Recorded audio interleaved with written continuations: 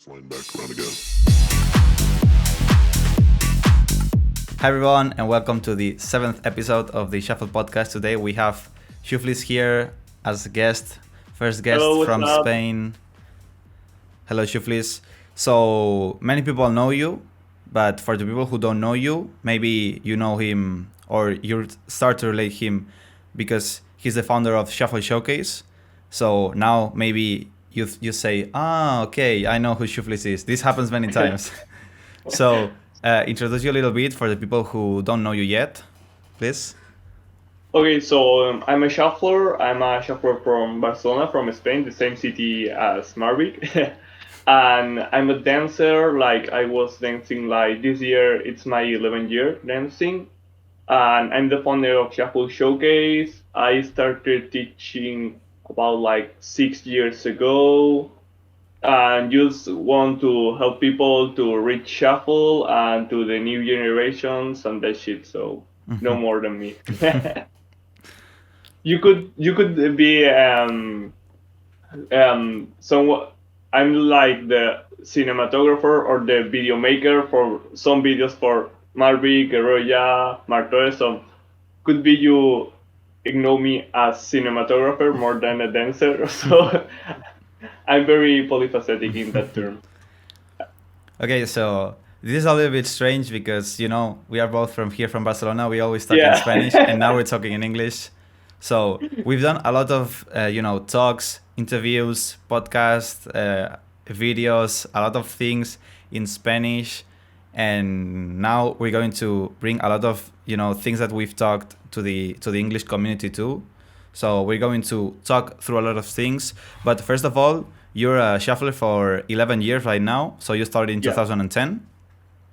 Yeah, more or So less because I started on December, so I didn't remember it was 11 or 10 or. okay. So how was the scene in Spain 11 years ago? Oh And shit. because I started in 2014, I don't know Yeah, I much know. about the scene. I know some things that you talked me through, but explain a little bit in deep. How was the scene when you started, and how was the community back there in Spain? Okay, it's more easy than now because when we started, we are no more than 7 or 10 people, so it's just more easy to understand how it goes. And we are like 7 or 10 people, if I remember, but not all people shuffle like all time, or we start on the same age, like 5 people are starting same age, like Oxygen, that is from Shuffle Showcase too. And the other people right now, I think it's no one dancing except Oxygen and me.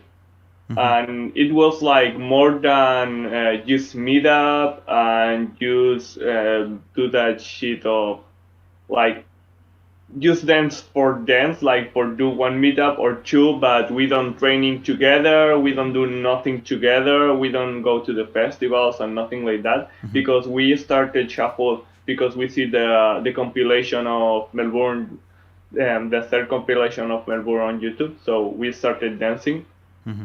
And no more because that I remember that like so deep, but it's all time was the same. Like we only do one meetup of in a year, I think, or every 6 months or 8 months we do a meetup, and the people that comes don't come from Barcelona. If they come from Madrid, Valencia, and the other cities, and I think the bigger meetup we were 20 or something like that, and it was like, oh, So we are so in 20. 2010 there was more or less 20 shufflers all around the country. No, there are more. That the problem it was in that time. I think I have 16 or 17. So the problem was that so many people don't even know how to travel, and they are afraid. And it's a pity because could be there are like 20 on Madrid, 20 on Valencia, but no one comes. Only comes like 5 from Valencia or 2 for Valencia and 5 from Madrid. And it was really really difficult to do a community on the time. So during the year you weren't meeting with the shufflers, maybe with No, someone or anyone. No, with anyone, because here I will have the privilege that on my neighborhood we are like 2 or 3 dancers. So I meet with they every day and we training later. But in the first time, I remember that Oxygen is from other part of Barcelona that we don't meet up, and McFly it's from other part too, like more away, like surroundings, and the other people was from Villafranca, Girona, Lleida. Like it's so far away from Barcelona, so it's like not easy to meet up on this day. And the style that was in Spain, what was it? The Melbourne Shuffle, or it was Yeah, people who was more into Malaysian, or people who started taking the Cali style because it was emerging on these years, it or was more. It was more like the Melbourne style, but the people don't how to say it, don't focus on do something like copy someone. We have people here that we are raving for years ago. Like we have one shuffle that, if I remember, his name is Maxon. That he was a raver. He was more, more how to say it, like more before about the culture of here of the doing meetups and the shit. And he was 40, I think, when we started. so But he only he was pretty much into raves before the shuffle yeah yeah movement came to Spain. yeah exactly.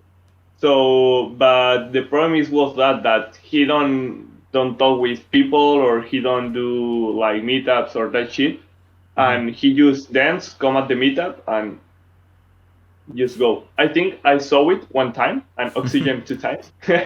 So it's like a legend for us. It's like you say Maxim, okay, you are OG here. You say, If you know you him, see if you Maxim. know him, you're an OG from Yeah, Spain. yeah. No, because so many people ignore, because in the we have like a forum, and in the forum was so active him, and he talks so much, but in the real life no one see Maxon, no one knows his face. So it was like, you're Maxon? Oh, okay, it's a pleasure.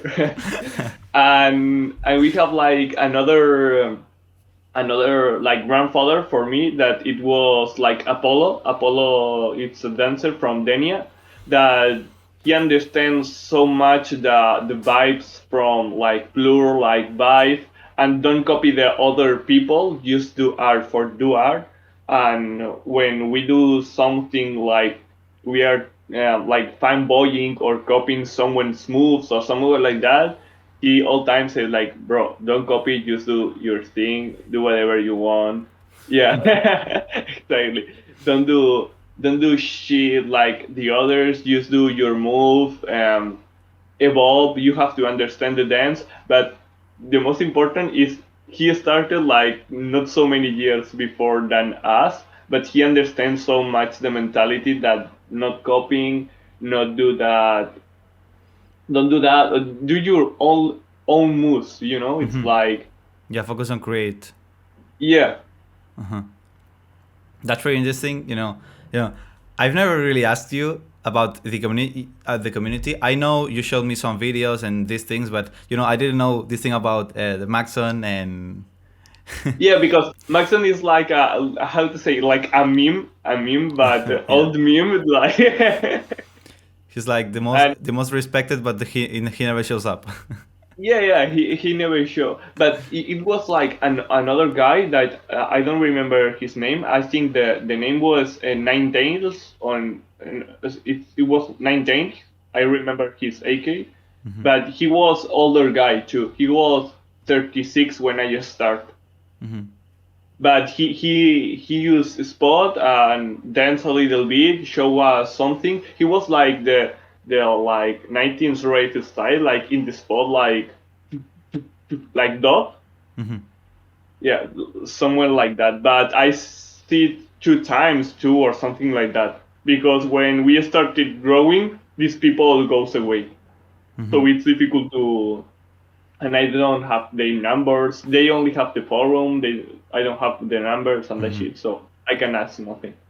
And And right now the community in Spain is yeah, one of the is not the biggest because the country is not that big, but you know is one of the most advanced in culture and having shuffle as professional, Yeah. and this is thanks to the work that the Shuffle Showcase did. So how does this idea of starting a project like this starts? Because in a community where there's not many dancers, there's not many meetups, you know, every month or every it wasn't very usually to do meetups. And how does in a country like this, who the community is not that big or powerful or with that big quantity of dancers, end up being like this? So this project has helped really much to the community here. So how's the idea coming from, and how do you start thinking about starting the Shuffle Showcase? Okay, the idea coming from about the first idea, the first point coming about I love that someone in my when I start teaching me, or I love the sea tournaments on my when I started, but no one's do it. So I decide if no one do it, I gonna do it because no one's gonna do it. Mm-hmm. And it was like, fuck, I have to work. So we started to do like the first time was only the project, but in mind or in paper, it was not real, and we started to mount. And the other part of the project was about on my college. We do a final project, Mm-hmm. and the teachers say like you can do it nothing with no budget to help people. You need budget to, and I say like I'm gonna do it. Don't worry. And I start the project. So I start to merge together, and we started. First of all, we started here in my neighborhood. Later, we started to connect with people from all Barcelona. Like for example, on do classes, I started with teaching people. I started here. Later, I started on all Barcelona. Later, we do like a group. I don't know how to say it, like association. Yeah, a Mm-hmm. group Yeah, like yeah. Association. yeah, so I should Association. association. It's difficult in English for me. Association. So we started to do more quality project. We started to do the tournaments. We started to do all shit together. And then when we started to do the first tour, Marcos joined in, and we go to the Spain tour for do masterclass, for do the tournaments, to meet the people from the our state that we don't see, but we know to see him, because if not, it's like okay, it's all from YouTube, it's all from Instagram, it's all for other social medias, but you never see him. So it was so good to the tour because people ignore us, we ignore they, and it Mm-hmm. was like a merge the community together. Not only Barcelona, if we merge Spain community, and later when it was the shuffle tournament, the biggest, the TSL, they come all together and they meet Mm-hmm. like for example Valencia with Bilbao, with Madrid, with Barcelona, etc. And we met it together in one community, Mm-hmm. and I think it was the principal reason for do that project. It's like merge all together and see that we are all in Spain, and we can do things together and help to the new generations and the new people to know my knowledge in less time, because Mm-hmm. I have like 11 years dancing, Mm-hmm. and now I see people that have 3 years that know as same as me, and it's like Mm-hmm. Okay. yeah, Okay. he don't throw to trash 10 years. So you you advanced a lot of topics that we're going to be talking Oh about. shit, I'm sorry. No, but you know, it was just like a little bit from Yeah, it yeah, was it's like like a mark. some touches about it. Yeah, yeah. So let's come back to the beginning of the Really Shuffle sorry. Showcase. No, no, it's okay, it's okay. So I it's like you made like a quick summary of the story of Shuffle Showcase until up until now, up mean, until what is happening nowadays. So how many people were in the beginnings, like for starting this project to this point? there's more people involved, but uh, who were you at the beginning? Was you alone? Were you with people? How you were starting? Did you have some place to start working? Yeah, the first time I was alone, and I just started on a church, the church of here of my school. It's a church, but it's not a church. And I don't know how to say it. It's like a school, but the church give us like a room for dancing. So we started on, I think Thursday or Wednesday. We started on Wednesday, I think, to dance every Wednesday, every Wednesday, every Wednesday with my friends. Which year was And that? I don't remember. I have a problem, people. I have a problem for the years, so I don't remember some years. I think it was like I go to Cuarto de Eso, Port ISO. So I think we have 60, I don't 60 know. May 2013, could be 12. no or less. 2011 or 2012 could be.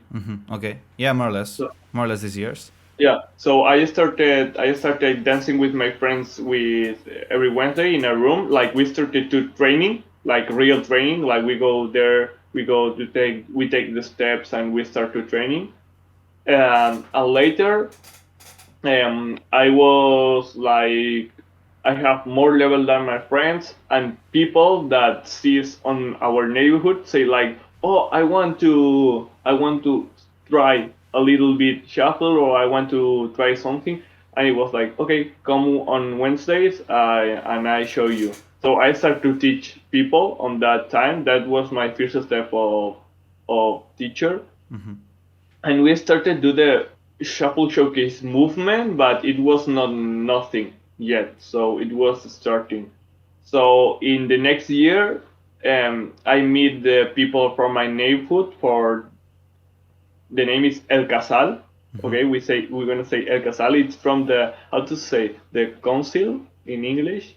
Is that Yeah, the yeah. It's like a local thing for specific neighborhoods where there's where social events for the neighborhood are prepared and this kind of thing. So it's a place to like unite older people, young people, and people who wants to do things for the neighborhood. So it's a place like this. I don't know in English the word exactly, but it's a place like yeah, this. because we don't know if English people have, so could be Yeah, they have or could be they I not. suppose there is, but with another name. But we're going to call it El Casal. Yeah, we're gonna go with El Casal. So we started to go into El Casal and El Casal, Let's and go. we started. They show us a room, that the room, it was like so professional. We have a lot of things. We have like speakers that big, more than my head, like floor, like it's like, oh my god, mirrors and the shit. And we started 7 people here in Barcelona. It was like Oxygen, Sonia, and later Junior, Gabi, and Isaac, no? Apollo. No, Isaac comes later. Apollo comes one day. The first day it comes. I have a photo on. Later I show you if you want. I have a photo on my Instagram with only our 7 on the room. But it's not only the project of these people. It was like these people who joined there, but because it was the first day. So I start to meeting new people, to do teaches with the casal in other places, and people start to saying like, "Oh, shuffle, can I try it?" And they say like, "Come Saturdays, just come to Saturdays to join, and if you like it, you can go." And I start Saturday, Saturday, with Saturday, with Saturday. That in 2 years we go from 7 to 60, because I remember that in 2 years, like we started on March, and the day before TSL, we were 60 or something like that in a class. Do you remember, Marco? How many Yeah, people were? Like, many people. I have this story, like, shit. Yeah, the studio full. Yeah. Okay, so um, let's talk about the studio right now, because you brought the studio up, and I had it here for talking about it. Mm. So what is the idea of this studio? Because you've been having an open studio every Saturday, free to enter. Everyone who wants to shuffle or start in shuffling or go shuffle training or take a class, you had this Mm. studio open every single Saturday since Yeah. 2014, something like this. Yeah, something like this. Yeah, I And think yeah. and this is something incredible, because to me it made a difference. You know, most of the people here in Spain are where we are because we had this open studio every Saturday.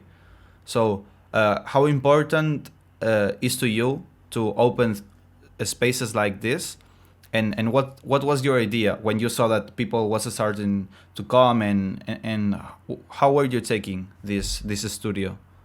Okay, for me, the most important thing, I think, it's the part of the you have to know that you have three things on dance. Like one is teaching, one is tournaments, and the other it's choreography shows, whatever you want. So for me, the most important is teaching because if you don't teach, you don't gonna have like your new generations or your past generations or whatever. You don't gonna have new people, or don't want to have movement, or you don't want to have culture inside your community, or you don't want to merge your community. So I just start teaching people for free, and I opened the studio, and we do it all for free because here in Spain, in that time, it was like people that could be have normal payments could be goes to have no job, so more people couldn't pay something, and I prefer that just one day stay all together, match all community, that bring the new people, the older people, the people that know so much, and the people that know so less, and merge it together and be in the same line. Here, the name is horizontal, like teaching horizontally. That means that no one have more ego than the others, and you could be you are a new, but you have here the championship of whatever, but you teach together, and I think this is very, very important. And I started to teach on the Saturdays, and the people love it and bring more people. And we started to, for example, you join it and you started to teaching too when you have some level and you are preparing, and it was for prepare new generations and for prepare the old generations. And I think the more important problem it's the ego. Hmm. Because if you don't have ego on that class, it's all okay because you learn for the new people, because the new people put another point of view, and the older people put the point of view. And if you are new, you can understand in one class or two, more than you understand in 10 classes, because you have people that all ages, all levels, and just talking a bit, just being free and going out of your comfort zone, you can use, how to say, like into your size, or like a Yeah, sponge. yeah, yeah. So you get more knowledge, you Yeah, internalize more things, because the information is, you have it there, and you can talk with people, exactly. and exchange points of view. You know, when I discovered the studio, like I was like very lucky, because when I started dancing in my high school, it was just one of my friends and I, and myself, and I in my high school there was no dancer, anyone that was Mm. a shuffle dancer. And when I left, another guy came in and he was shuffling, and I texted him, and said, He was Leo. yeah, yeah, chileno, Ah, yeah, okay. chileno. And he was like, I was like, I didn't know you were dancing, and like I've been in this school like 6 years, and I didn't know anyone that was dancing. Yeah. And he was like, yeah, I just joined the school. And he was asking me, are you going to this studio of the shuffle showcase in La Techonera? And I was like, no, I don't know about that. Like I didn't know the community in this point. I was 3 years Yeah, yeah, into yeah. shuffling. and he was like, so let's meet and go on one weekend. And I went there, and I was seeing a lot of people dancing, and I was like, where's these people Oh. coming from? Like, I've been 3 years and I didn't know anything. And Yeah. yeah, at the beginning I started to go like once every 2 weeks, and then I started to go, weekly, and I wasn't missing, like, it was like the thing that you can't miss any Yeah, week, yeah, because all the many shufflers were there. It's the time for training, for getting some knowledge or teaching something. And yeah. it was a studio, with the wood, the parquet floor. We had, like, as you said, big speakers, and we could have Yeah. loud music for 3 hours, and it was super good to have this space. If not, like, many people from Spain wouldn't be at the point where we are at today. Yeah. And I think one of the important things is like ignore people that dance the same as you, because could be Barcelona. It's not that big that other cities like Los Angeles, New York could be like a shit like that compared to this. But I think the most important part is like, for example, in my neighborhood we are 7 dancers. We are like, for example, at that time we are like Junior, Gabri, and Isaac, Sean, Mm-hmm. um, Nuria, Ilenia. We are so many people, but the point is could be like Marcos was alone, but when he started to starting to go into the studio, they started to new people. And when you go out of the classes, you don't think like, oh, I don't have a dance group or something like that. I say like, oh, we can meet like with people from that point, with people from that point, with people from that point. And when you merge and you start like only grouping with a lot, when you are part of the school, like grouping with people that dance, like you don't dance alone, you understand more the dance and you start to evolving so much more. Mm-hmm. and Yeah. the part like I think that people love in the studio was like one part of the studio was just training and do whatever you want. The other part was like professional training, like focus on do so many shit, like you're gonna Yeah, you're advanced gonna things, a lot of yeah, advanced yeah. things. You're gonna go out of this class like sweating, and you're gonna go like tomorrow. I don't want to come to studio anymore. I don't want to come to studio anymore. You're gonna think all time like shuffle, and then begin the spark. And I think like this is the best because so many people on beginners. He say me like, oh, I can go advanced. I say like, of course you can go advanced, but later don't cry. And more people say like, okay, I'm gonna go to advanced. And so many people started like that. And for example, Devo, human Devo, started like first month was like, no, I gonna do like training. Later I gonna do basics again. And he started advanced and advanced, advanced, advanced, advanced, advanced. Yeah. Okay, okay. But I think it's so like you say. I think it's so important, like the studio on the shuffle community here in Spain, because we group in all ages. We group in people like, for example, um, one thing that no one knows about the studio is the first time, right now when when I say like that, Yeah. the first time like Guerrero, yeah, Anderson, Giovanni, Fire. Payemiku and no, and Payemiku and others that later they meet the first time was on the studio. Arriving at the studio was on Sagrera, arriving at the studio, and the first time that they danced together was on the studio, and the first video that they all together on NXTQ was here on my home, like on the park, and it was like so many people like, Yeah, yeah. and for me it's normal because I started on the I see that time coming and it was like okay, it was normal for me, but so many people like, oh wait, they go to the studio and we have videos that now are like, I don't know how to say, like hidden Yeah, or they are I don't know, they are archived. yeah, on YouTube that, for example, teaching doing classes, Guerrero doing classes, Guerrero in in my class or something like that. I that it was so funny at the I time. always told you that these videos is it was pretty good if they were open because you can everybody can see like the old videos Yeah, and yeah, and see how the project evolved throughout the years. yeah. I think someday I'm gonna do it. The problem is the branding because the old branding was a fucking shit, and But you know. yeah, it's part of the process. It's also like the Yeah, beauty yeah, of yeah. the nostalgia of I oh know, and the problem is, look how bad the logos were. yeah, and the problem is like 3 videos of that.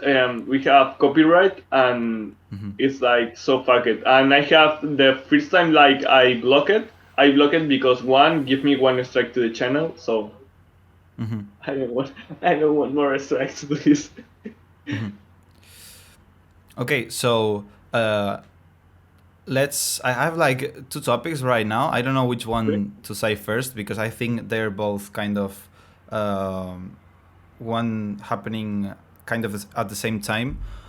But there was a point that when shuffling, like the classes and what you were teaching, started to change the form of how Yeah, were you teaching it, and this was because you started to take shuffle as more as with a professional approach with the mindset of okay, let's try to really understand what shuffling is and really yeah, okay, I really need to know what's the foundation of shuffling, how to evolve the steps and know them in deep. And this was because you started to go with other style dancers. You know, it was first the some electro dancers, and you also told me sometimes that when people from hip hop or other styles uh, uh, were asking you about what's the shuffle, yeah. what's the foundation, and you were like, I don't really know how to explain it to you. You know, Yeah, okay. It was like, fuck, yeah, okay. and this was triggering you to say, I really need to take everything together and come up with something that is real, like see shuffling and understand how it's working and why is like it is. So how was the process of start meeting new people and start talking with other dancers, and how do they make you shift this mindset of just dancing for dancing and trying to make like a good foundation of the shuffling? Okay, the first time I think it was when we started to doing meetups with the old boys like from Barcelona. The first time that I say it on the past, and we started dancing on Arc de Triomphe, yeah, on Barcelona.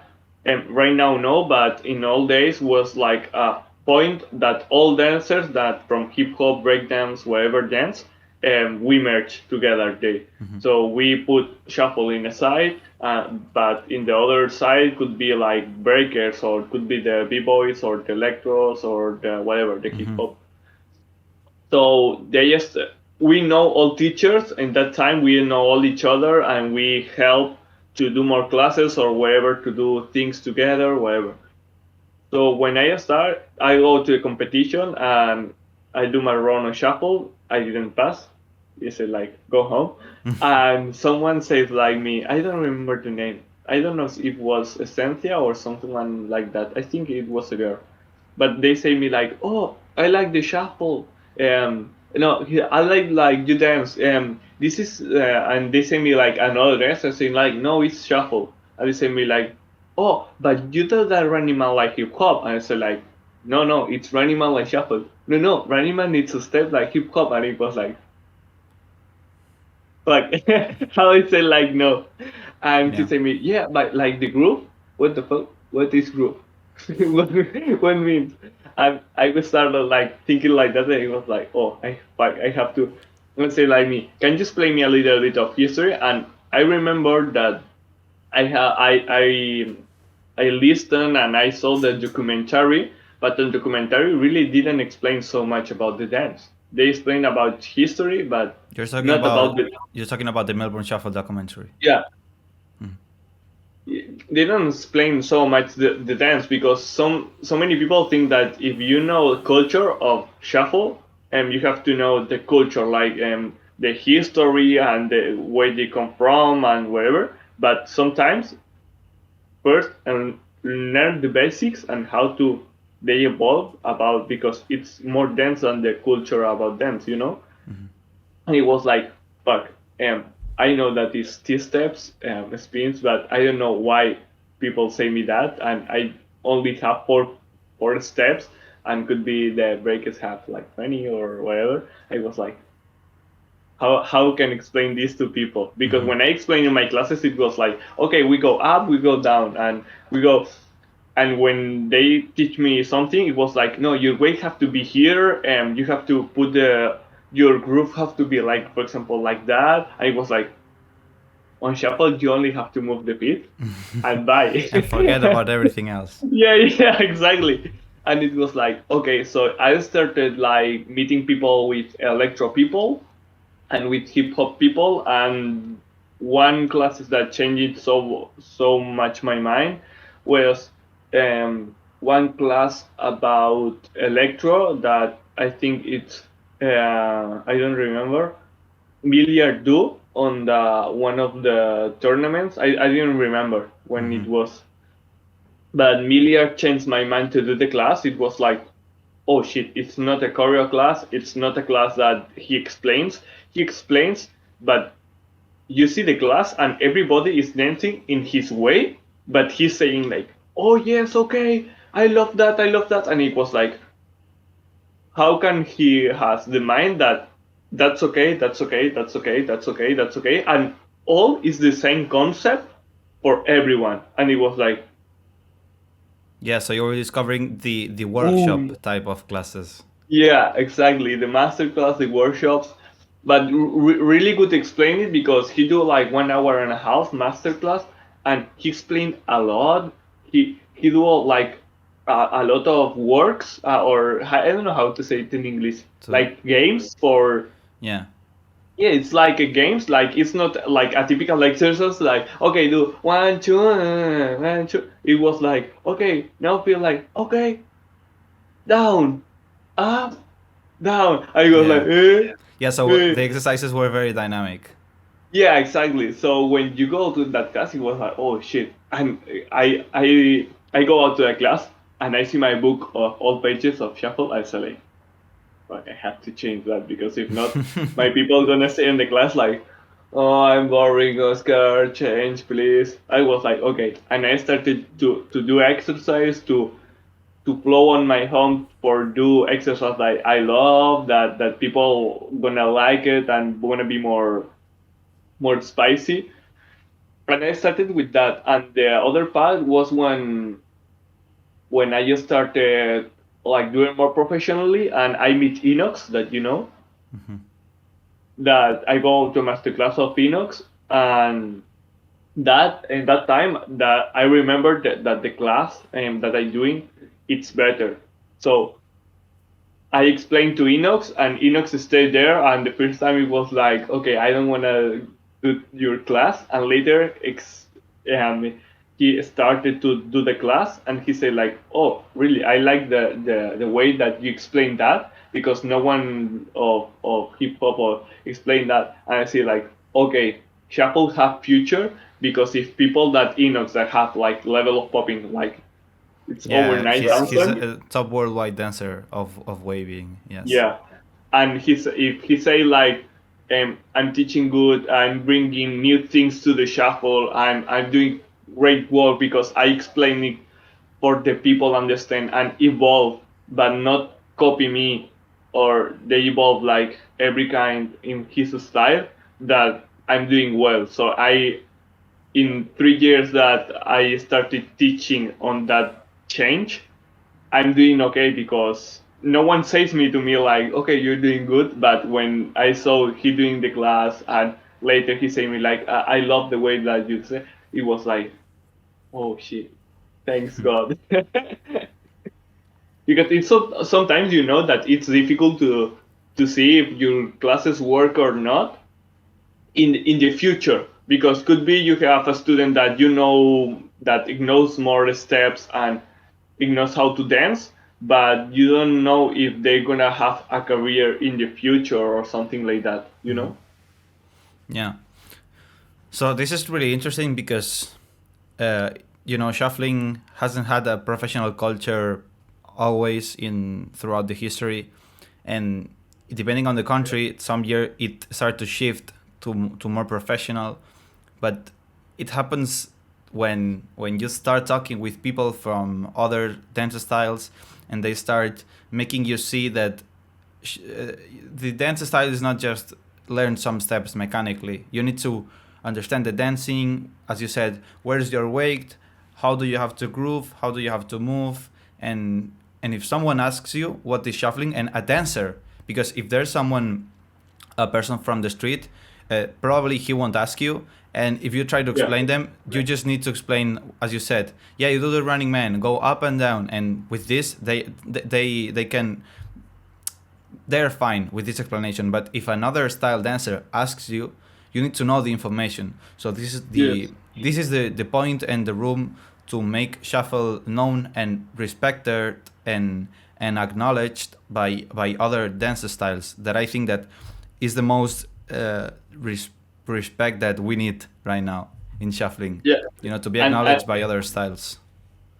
and I think one part is more important than me. That I think this phrase it's about Inox. He said me, if you don't understand how it works your dance, when you teach the people that is the new generations start to how to say like stop that feeling from dance, like the your feeling that you have or the feeling that the first generations have from dance, because you are explaining it bad. You are explaining like no, just do like, but you are not explaining like how you feel, how your weight is, how your so the essence of the dance change, and that's the problem so much times. And I think it was so good phrase because I say like, oh shit, I have to explain the people what the really essence is for me and for or more people that is started, because if not, I see on the future could be the the dance change a lot,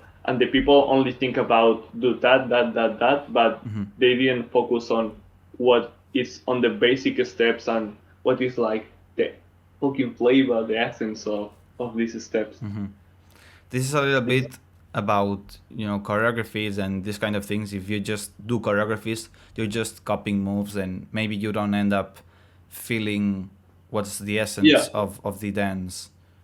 And because yeah, because in choreography so much times people merge it with other styles like hip hop or just tricking like do mortals and the shit. yeah, And backflips. sometimes yeah, and sometimes it's like okay, you have to do it like bigger because you are on a scenario, so you have to do like Yeah. and for example the shuffle the arms was like it's more chill, but you have to be bigger because could be the row 34 and didn't see you because if you do that and the running man like Yeah, very they tiny. didn't see you, yeah, it's normal. But you have to take that essence and put it on the stage because if not, it's like other choreography more on the stage, you know. This really much started making a difference in people. At least I speak from my experience. When I was learning the shapes moves, because it was the same months that I joined the studio. I discovered the studio that I was learning the shapes. Between 3 or 5 months later, everything that people was doing, I've learned it, mechanically, and I was like, I don't think I'm done. I see some people in a specific doing more things, like you, for example, or people from the studio. So I was like, I need to learn more things, and I was starting to ask, uh, I don't know what can I learn. So I say you do different things. So please teach me something or tell me whatever. And you were like giving me an idea or a concept and say, okay, you can try to do this step with height. Changing Yeah, the level of the step in terms of height, and I yeah, just I remember and that.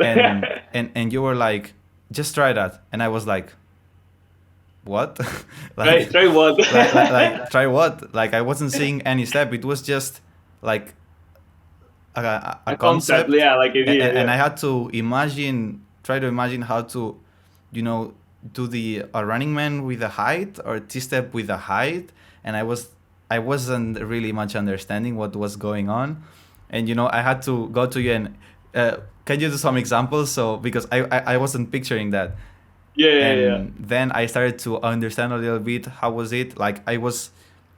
It was pretty much this is when I started labbing and Yeah, yeah. started thinking and all this stuff.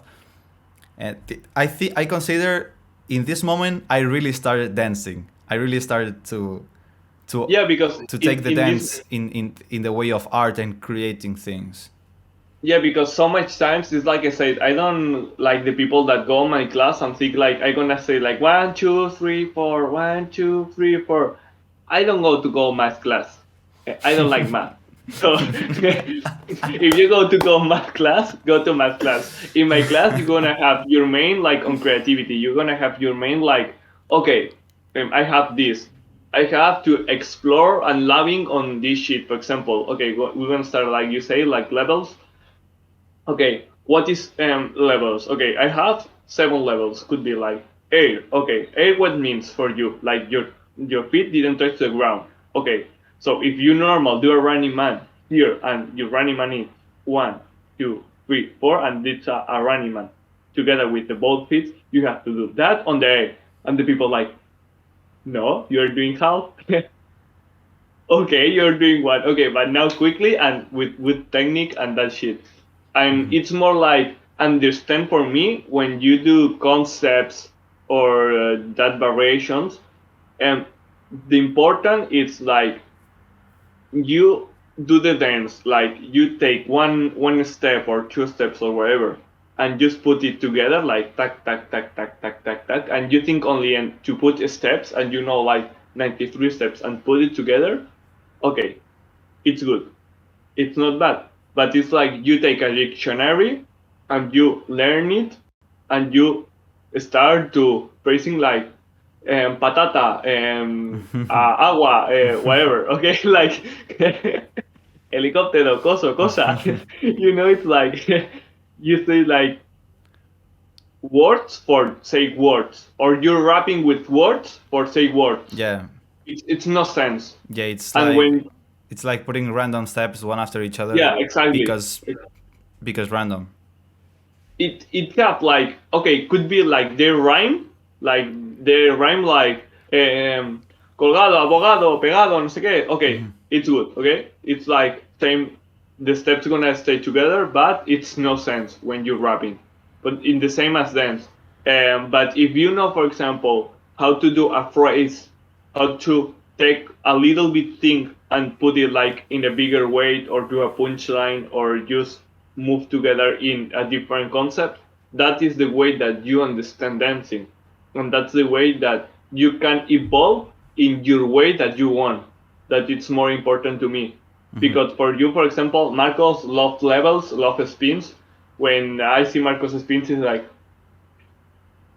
it's like they do, for example, 4 spins and stay on the same fucking spot, and it's like, what's like, oh, shit. And for me, that's it. It's impossible, but because he loved the concept of spins, and I didn't love it because my weight is. And I prefer, for example, the storytelling that Marcos could be storytelling. I think it's the the thing that it more costs for him to do it. Yeah, it's one of my weakest points, the Yeah, storytelling. but it's depending the person, and that's the way I think the better way for evolve like and know how to dance and how to do phrase. And could be the first times that we started to do that, it was like okay, T step, okay, with level here, we go down, and it's like you are rapping like hello, my name is but you understand later to just grow up and just put more speed, and later your brain it goes like okay, I can go from that, from that, Yeah. and when you're dancing you are not thinking like steps, you're thinking and What? okay, Where do you want to go? flowing. Yeah, Yeah. exactly. You exactly. just And think so I want to go here, and maybe you're going to the ground, and then when you arrive you say okay, now I go up, and you don't think how do you do the steps. You just focus on exactly, going up, and depending on how's your body, then you step, running man, or a kick in the air, or a spin, or exactly, whatever. exactly. I think it's more organical than think all time the step, because the face and the body movement, the body, I don't know how to say it, like, ¿cómo se dice? Como cuando, joder, que no sé cómo se dice en español, el control del cuerpo. Yeah, body Um, control. yeah, but it's not very, shit, like body language. Yeah. Yeah, the Sí, body language. lenguaje corporal, ¿no? Yeah, see, the Yes, body body language. language.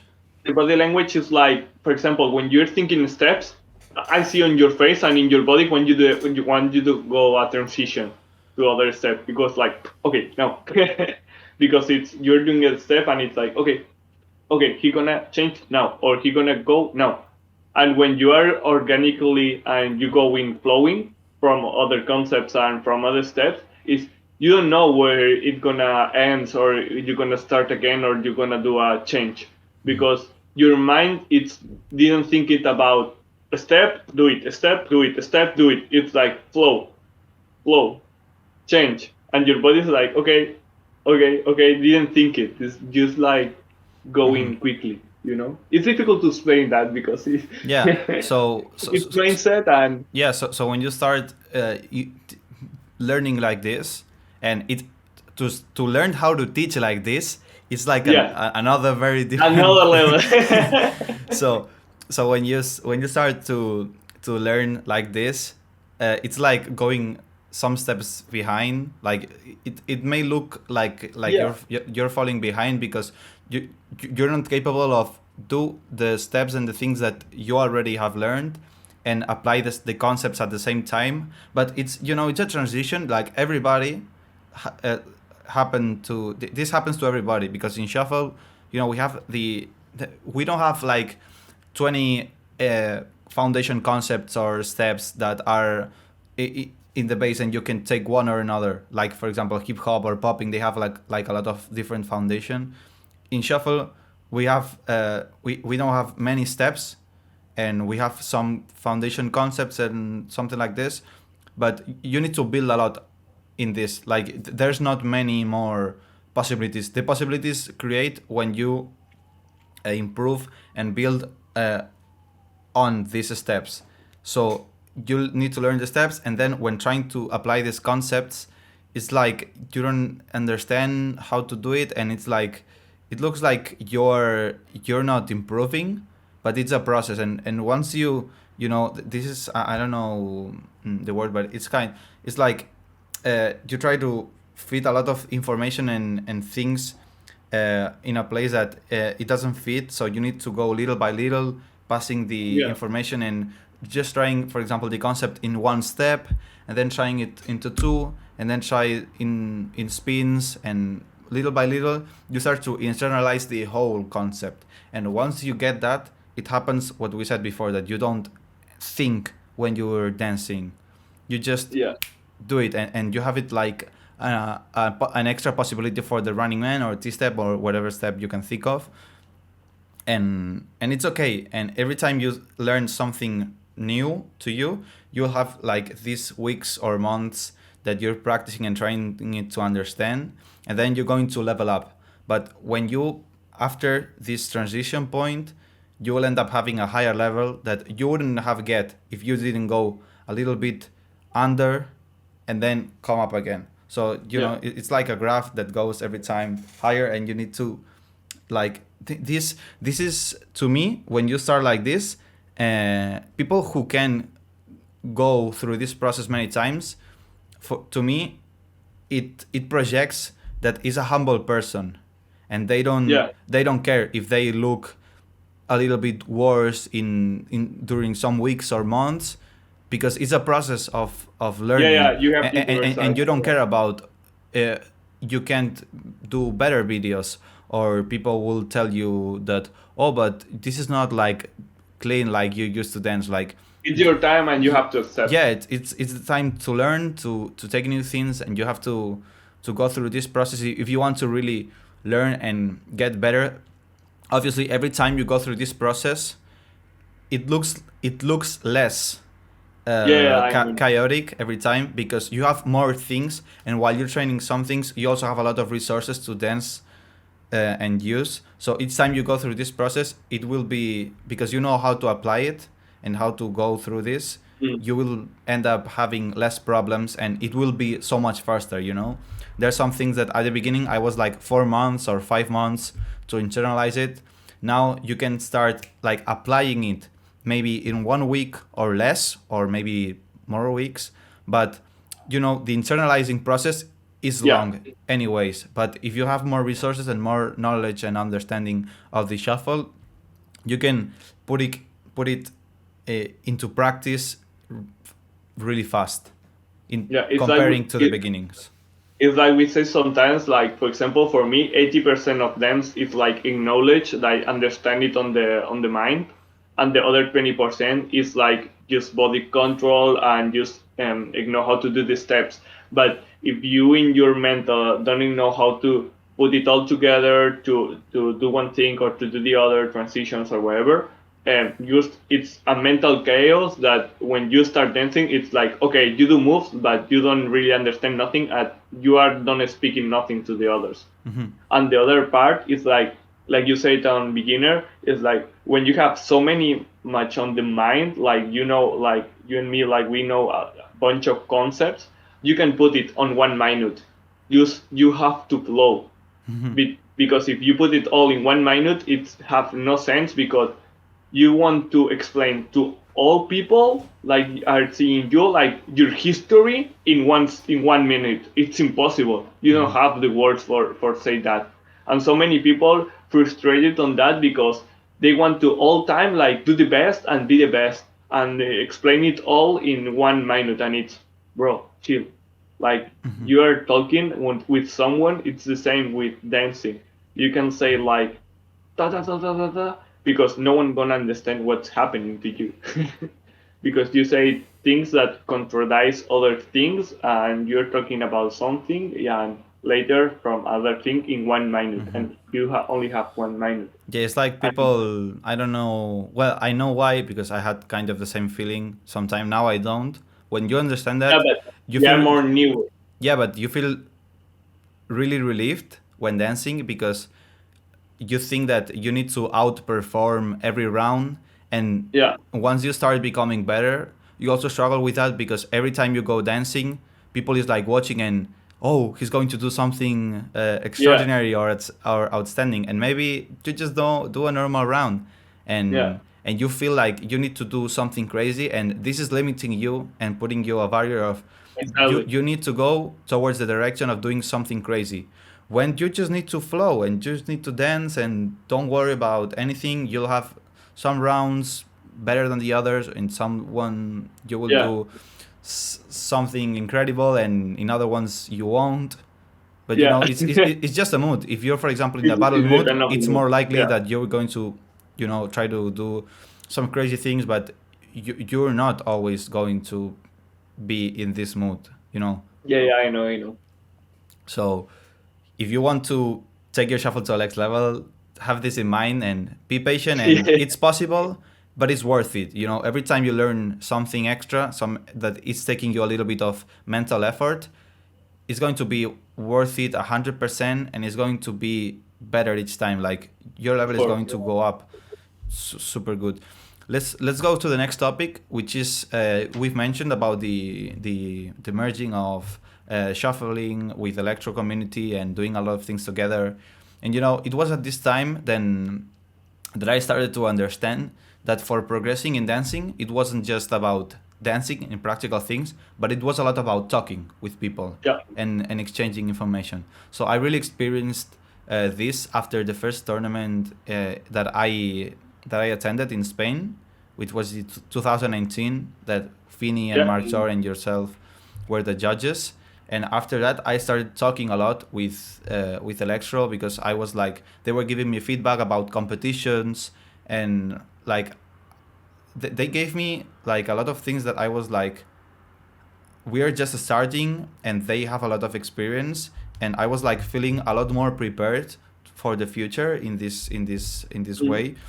So how important is to that, because we remind to all the dancers, and everywhere we went, we focused really much on, you need to talk with people, you need to talk with other dancers, and dancers from Shuffle, from your city, from other cities, from other countries. And how important is to you to do this talking with the people? For me, it's so important. It's like we say, when you understand dance and you understand how it goes, later it's less time. If I show you some move and I have to explain, I have to show you, like, for example, the group or wherever, it's like I'm gonna say more time than if I talk with you. Because if I talk with you and you know what means that words, what means that, it's easy, because I said, like, no, because when you're grooving you have to feel that, or you have to put your weight or wherever, or you don't have to feel just, or the musicality, when musicality goes. And it's like, okay, okay, I don't have to dance for understand something, and later when I dance, you apply it, and it was like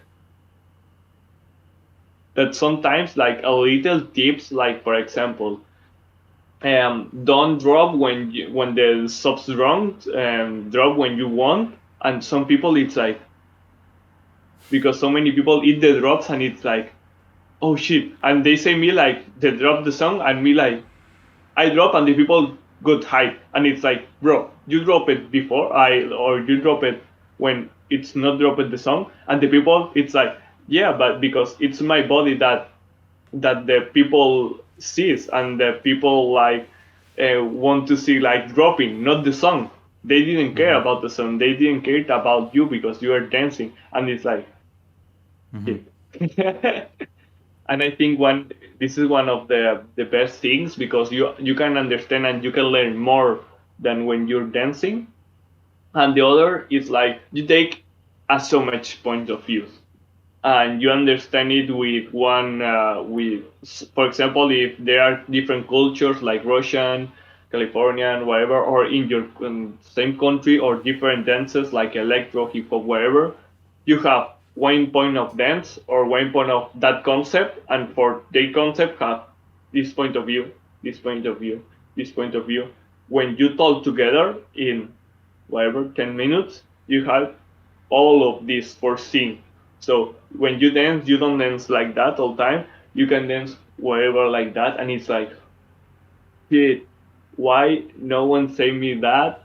Because if you have to do it, you're gonna say, like, 10 minutes for this, 10 minutes for this, 10 minutes for this, 10 minutes for this, and what you have in 10 minutes, you have all this. And if you go alone, you have like 1 hour to explore all the shit together. And I think it's the most important thing about. How about you? Well, I just, it helped me really much to when I was trying new moves and understanding some momentum of the things, being with other dancers and asking them, yeah, I'm doing this step, and they were like, yeah, I know a break dancer that does this too, and he explains that this works like that, and or you can have your weight and have this in mind and whatever. And I was like, just with talking with people, I was like getting a lot of insights about steps or about mindset, or when battling, when I Yeah. mentioned that I was in the tournament, like I lost against a popping dancer, and he doing half round of popping, and it was a shuffle competition. And I had the electro dancers talking with them in the end, some of them, and they were like, man, it's okay, don't worry, there will be more tournaments. I went to many competitions and I didn't even pass the preselections, and here I am, like, willing to go to more competitions. And I wanted to win the competition, because it was, everybody likes Yeah, to it was hype. everybody Yeah. likes to win. The tournament is hype, and you want to get there. And I was like, yeah, I know there will be more competitions, but this one was like kind of the first, Like, the yeah, first big one, and it was like a very important competition in Spain.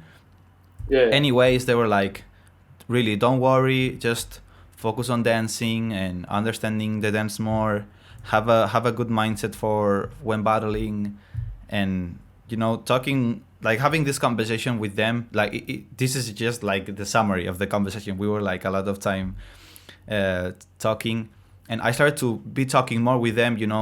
Hang out with the group, having the going to dinner, meeting to dancing, meeting to just to hang out like friends, and having this dancing conversation. It was like really shifting the mind, and we also started traveling with them to electro events, Yeah. and we went Yeah. to, like, I think this is something really key for us, because uh, when we both were in Shuffle Showcase organizing things, starting to like wanting to take the organization events to the next level, and going with them to different tournaments. We went to the LRC in Paris in 2018, I think, and Aosta. we also went to Aosta in Italy in 2018 too. Was it Yeah, I think so. 2018? Yeah. Yeah, 2018. Yeah. So it was like going to other styles events, seeing the organizations, seeing the all styles, other dancers, how are people doing, going, willing to attend to the workshops. People, like it was having a super good dancing environment and professional, Yeah. and being there. Because Yeah, yeah. it was like it was so many people didn't know about that, but people of electro have less culture as like I don't know how to say less time on Yeah, because they it's a younger culture. yeah, it's a younger that shit. It's a younger culture that about us, but they have more culture than shuffle. It was they are like olders, but No, they they are ignore. youngers. They are youngest, but I mean they are older. Like the medium people, they are older Yeah. than us because we are like 25 or 20, 80s to 27, 28 here on Spain, more or less. But they are like more older than us. But they have so many culture. They all tournaments and the people have more level. One level of the electro, the level of the shuffler in that time was like that. It was like so different. And I think that because they merged it with people on Friends, they merged it with people of hip hop and the people of other styles. And when Marcos and me go to the first event, to the LXC or the Aosta, I didn't remember, The but I Aosta was remember the that first one. the LXC was the first one or No, the Aosta. Aosta, Aosta. Aosta. But I remember, for example, Looney Boy and Singa that they're from Russia, that they are like so professional dancers that in the culture of shuffle we don't have that people. Right now could be yes, but in that time no one's have the culture like or the dance power like they. And it was like, oh shit, we are here with people that know so much about just dance. I don't care if it's electro or hip hop or whatever, but I remember people from LXC, like people that goes from gram, from hip hop, from other shit, that it was like, what is Diablo here? Why? Do you remember that someone that wants to? And it was like, what the fuck? What the fuck is happening here? What? Why one of the most better dancer of hip hop is here on a tournament of electro? And it was like, okay, okay, now I see. And we started to do that for that. It was like when I started to see battles from other parts, because here in Spain could be we are different, and we started to do it on that time. But when you see friends, that friends is so culture about battle, it's different as us. It was like, "Dude, what the fuck are these battles?" Yeah. So we're feeling like a lot of people traveling all around the world, going to these events, and we were like, we can make this happen for Yeah, shuffling.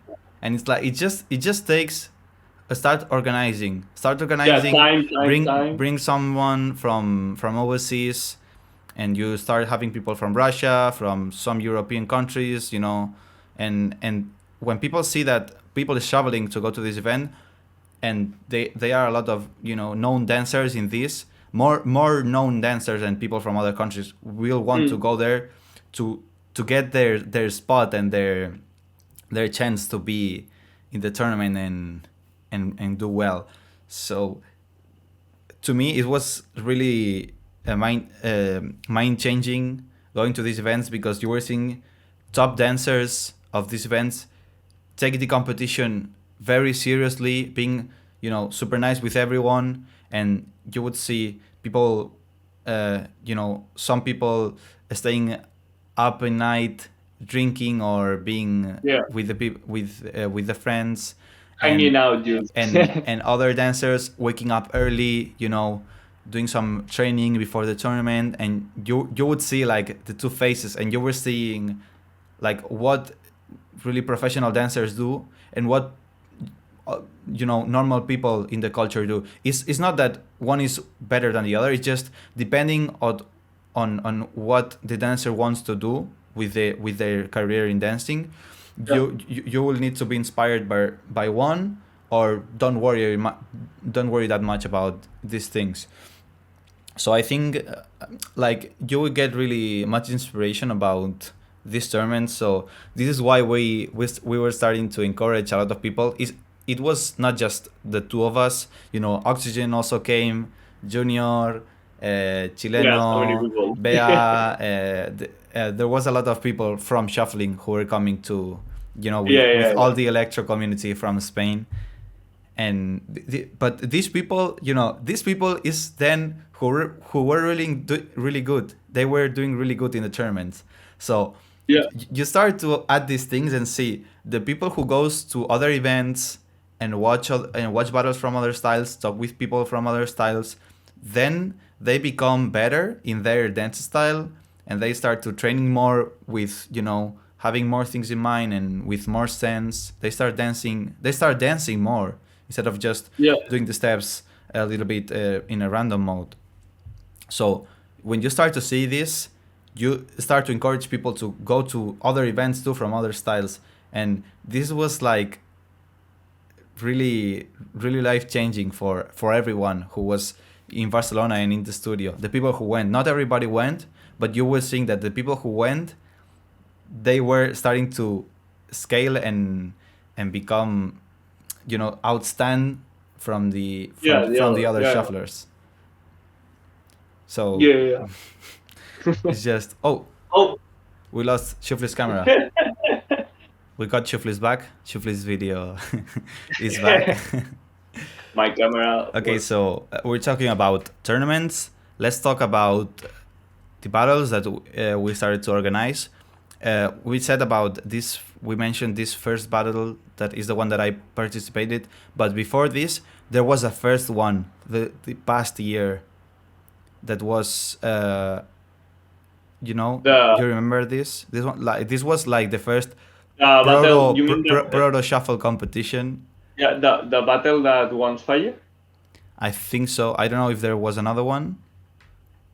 No, but because the other one was like it not was a battle. It was like a party, like a party. Yeah, it's Yeah. really a So party. so so let's talk about how the tournaments started and how they got to the point where the Showcase League tournament is happening. So let's go through a little bit of this history of starting tournaments in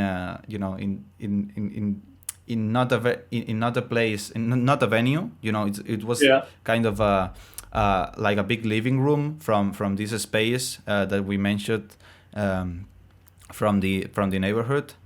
And how is this battling starting and then evolving?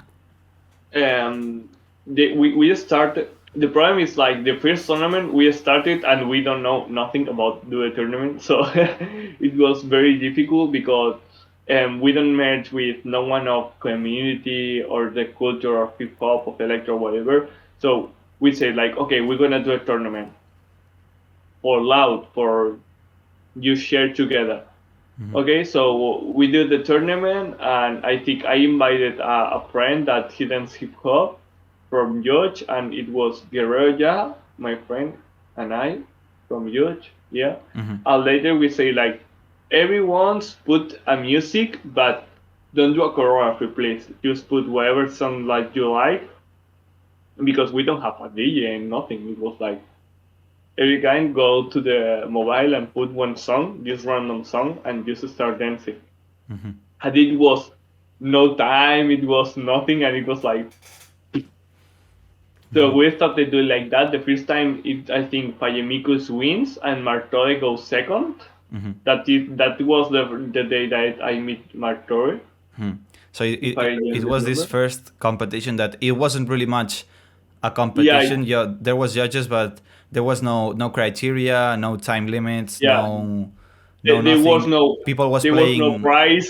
Yeah, people was playing their own songs. Yeah, it was like so. I remember, and it would yeah. We'll do it on the I don't know how to say it, like the back. Do you remember? We do it on the back on the not on the studio. We do it on Yeah, the in this living room. It's yeah kind in of the living room. a It was living like room. It yeah, was a it big was like living room yeah. from this building.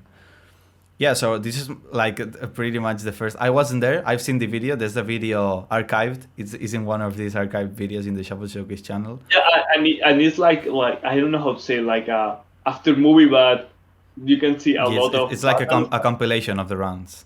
Yeah, it was. Yeah, it wasn't so strange. Okay, and how's then is the next events going? The next event later was we started to meet with people of a letter, like you say, and we started to think about do something bigger. And we said, okay, we're gonna do the first international, and we're gonna take, for example, Fini from Russia and put it here and right here. So that time I didn't know nothing about flights and how it cost. I didn't know nothing about how to ticket, how to do the classes with the master classes, like typical the tournament master classes and the shit. And it was like, fuck, I have to do it all in the same day in the same room. And it was like, oh shit. So you started to join us because you're doing the documentary, Yeah. and we do the documentary on that tournament, and you helped us. So we started to think about what is the tournament, and not only do a tournament if like the people that comes from other point of Barcelona, or the people that it's on Barcelona or the other countries, like have an experience weekend or experience day. And we saw like the better is like have more days, but in that time we was only one day. And we started to like, okay, we're gonna have three judges. That the judges were Martori, Fini, and me. Fini it's from Russia, and he bring people from Russia. And it was more people from here, from Barcelona. The most people on the tournament was from Spain, Barcelona at that time, and there are like 4 or 5 people from Russia, and I don't remember if someone more from other country. Right now, I didn't remember so No, much. I don't think so. Was just people Yeah, from other parts of Spain. yeah, I Most of think the yeah. people was from Barcelona, and then some people from Russia. So we started the tournament. I think Leo win the tournament. Yes. Leon, Chileno, OG Chileno win the tournament. And in the second tournament, it was like, okay, we're gonna do a real big tournament, but with branding, because the first tournament didn't have nothing. We just say like, okay, Shuffle Showcase tournament, and okay. And the other tournament, the TSL, it was like, okay, we're gonna put a name to the tournament, because if the last time was bigger, and if really we do the tournament on the room that we say the first one, we can, Yeah. because So the the second. TSL was so big Yeah. compared to the other The one. second tournament was on the Yeah, studio from Saturdays, and it was near to 50 participants, but there were more dancers, as viewers yeah, and family and friends. So and it was so fucking big. yeah, so I remember stay on the room, like going to other part from the room, like sorry, okay, sorry, yeah. hello, sorry, okay. I was like, fuck, if the next year come more people here, it's gonna be like city tournament. So we start to see new rooms, and we take the fontana that it's, if you see on the on the camera on Shuffle Showcase channel, it's like so big, so big. It's like a concert. I don't know how to say, like a Yeah, it's a concert. concert venue. Yeah, it's so big. And we started to doing the floor. We started like the other tournaments. I think like we started like 3 months before, but this tournament was like 6 months before, to starting to preparing, to started to ignore the judges, all that kind.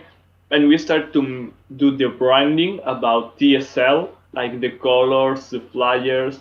And I think one of the most important part is we do the tour from Spain, and we meet the other communities, and we do a little tournaments on other communities, and we do the tournaments, master classes, and meetups. Because later when we do the tournament, it was March, and we stay all the year doing this from all the Spain. So we started, and when the tournaments enter, people gonna go to the tournament, because it's like we go to their home, and now they go to our home, and it's like to finish like the year. I don't know how to say it. It's like kind Yeah, of finish like the year, or finish just like, like with the tours, you were bringing little competition, little local competitions to everybody's town where there was a community, and then we were saying, if you like that, we're going to be hosting a bigger event in Barcelona, yeah, and more people from other countries will be coming, so it will be very cool, and people was loving the experience of the tournaments, so more people was coming to this event. So when touring, it was the key thing to have people from all over Spain then yeah, coming to the event, to the showcase yeah. league. And that we do it, but we don't know it about so much. Yeah, You remember? yeah, It was like, we didn't think about this. It yeah, happened, it was natural. yeah, later we say like, oh, could be that if we don't do that, could be that the event has less people. Because I remember, for example, for Bilbao, it comes 12 people. From Valencia, it comes 10 people more. From Madrid, and it was like, holy shit, it was so much for us, that people from countries like it's far away coming. And for example, I remember when I see people from Russia, that it comes like 7 or 8 people from Russia. Later comes like people that we didn't know, because when you do tournament, normally you know that people normally. The first tournament, you know all that people. But when we see, for example, Veronica, Yeah. or we seem like how the same from the London girl, like Yeah, Maria. Aria, and we say like, who are you? You know, and it was like, I see the tournament last year, and I want to come. I see the flyers, and I love it. It was like, what the fuck? Because normally it's like, normally you, or folk child, that you say, he say me, I say like, hey, where you from, bro? And he say like, hey, bro, I didn't remember California. what he said. Yeah, he said like, He's from well, he said from California. like USA or California. I think it was Los Angeles. They say, hey, we're from California. I say like, what? Can you explain me again? Where are you from? Yes, I'm from California. And it was like, holy shit. And when you see the people marching all together from other countries, your country, because so many people are our country didn't meet with other people from our country. Yeah, we It's did like we because we went to every city, but people from the exactly, cities didn't come together. So this was the place where they all come together. exactly. And it was like, yes, when we do the meetup, and we do the first tournament, and the next day the masterclass, the ambient, the feeling of all the people, it was like so friendly, like we are here together to vibe, to show to the others, to communicate. And it was like, that's why I remember that the day that the tournament, I cried like 2 or 3 times. Because it's like, you never, or I never gonna, how to say it, like it was my biggest point, like do something like that, but I never gonna say like see that view that our people, they are so friendly, because they are something that is not in you, because you could be like the best tournament, or you could be or do the best that you can. But if the people, it's not like that. You know how to how I say it. It's Yeah, like yeah.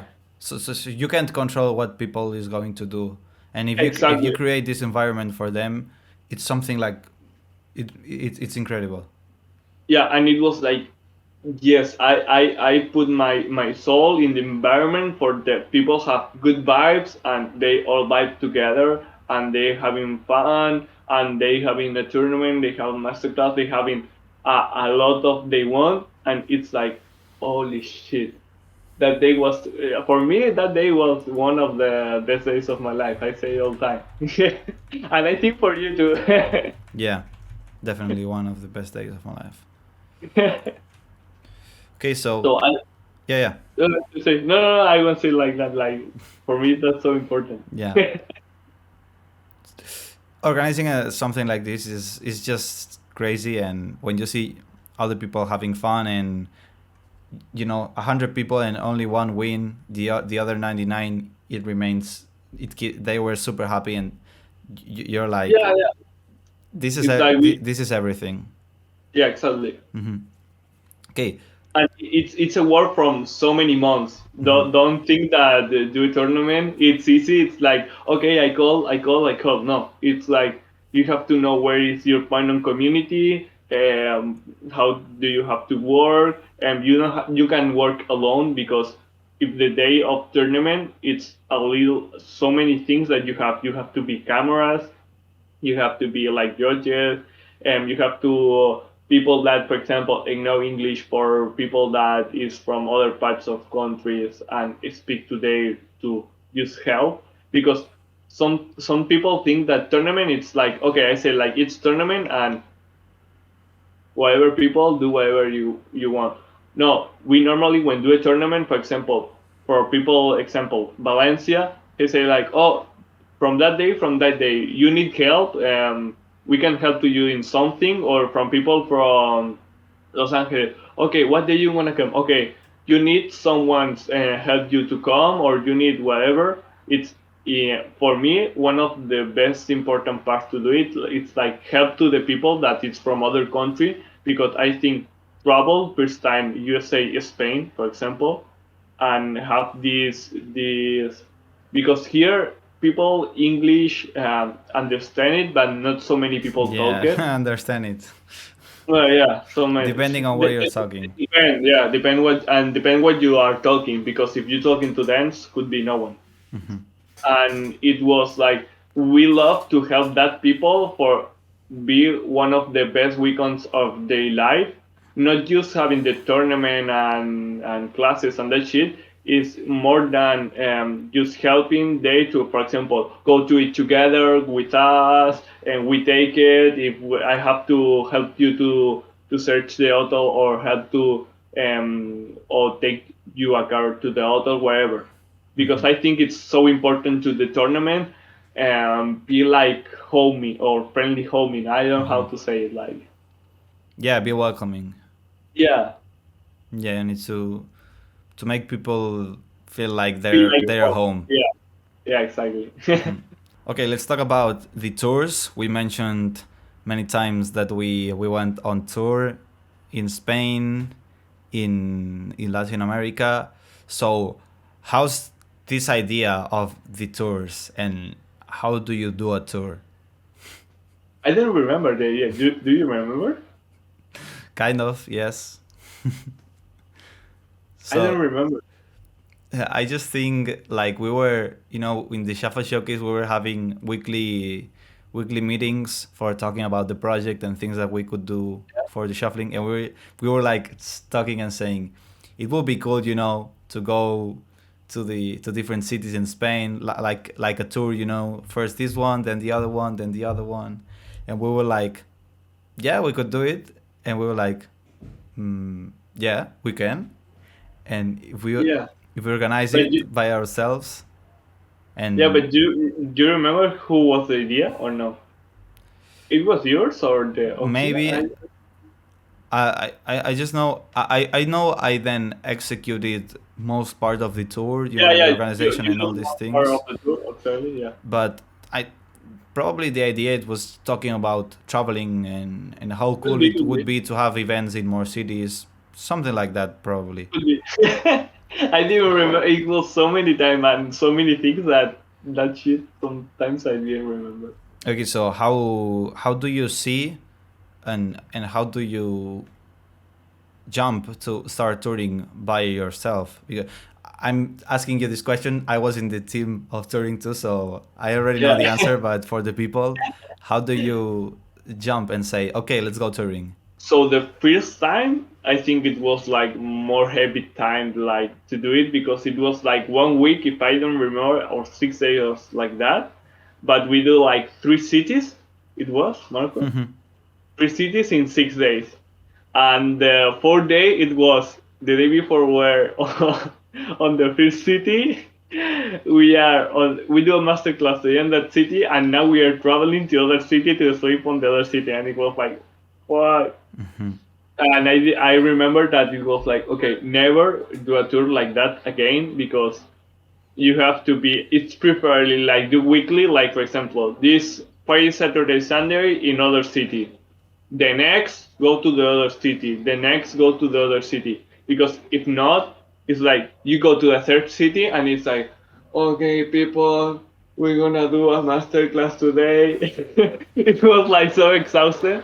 Yeah, it was So in just 1 week.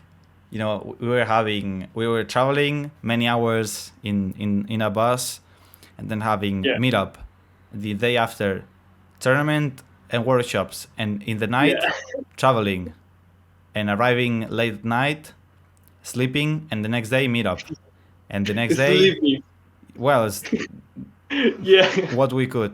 The next day, tournament and workshops, and in the night traveling, and then go and meet up the day after, yeah, and then master class and tournaments. Like it was non-stop. Like it was yeah, super hard travel.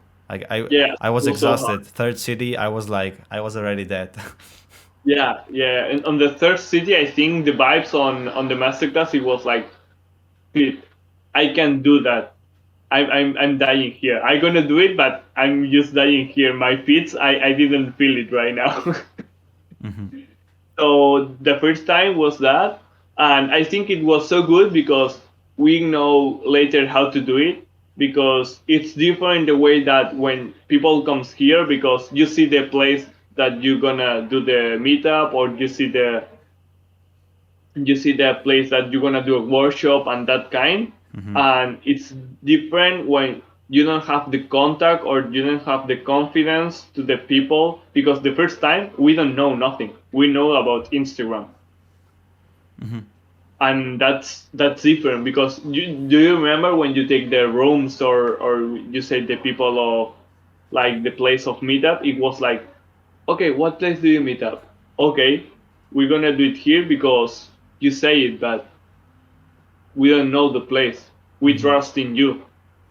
Yeah, you need to find people who is really organizing the Yeah, communities there, so they really know the good spots for that. So also, you know, touring, you need to be in contact with the people of the city you're visiting, and be talking with them and see if they really know the community, and it's not just yeah. someone random from the community. And it's just Because you need to approach to this community wisely, in a good way. because so much time didn't care about the followers that you have on Instagram, and it cares more about what you're doing in your community because you can have like 100 follows, but you can move all the community. It's depend of that too.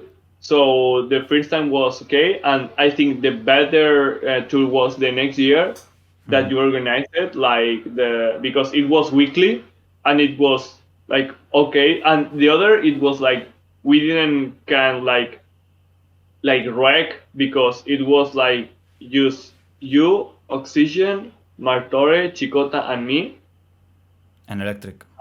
an electric, yeah, an electric. We didn't like take the cameras or think it about to do the clips for before upload on YouTube or whatever. Just think about they have fun and they know what we are doing on Spain. Hmm. And the other one, it was more focused on, okay, we're gonna do a recap on every city. We're gonna do a masterclass on every city. Stay 3 days with they. We're gonna rec with theirs. We're gonna put it on YouTube and do like a serial, like, okay, the battles later and after movie for every country. And it was like more dates, and I think the people love it because, for example, the first tour, no one's repeat the date, no one's have like, for example, travel with us, and the second tour, Alvaro and Lionel and other people, but Alvaro and Lionel was the most people. It was like they are like family with us. For example, Alvaro in that year evolved so much because he came like, I think, To all the he, tours, yeah, all, I Ex- think one except except Pamplona, I think could be. I mm, remember. No, no, Pamplona. He's no, but coming. he came to Pamplona. I think Madrid could be. unless Sevilla, he came to all Ah, no, the Sevilla, Sevilla, Sevilla. unless Right, Sevilla, he right. came to all the It's like cities. Sevilla, and it was like, holy shit.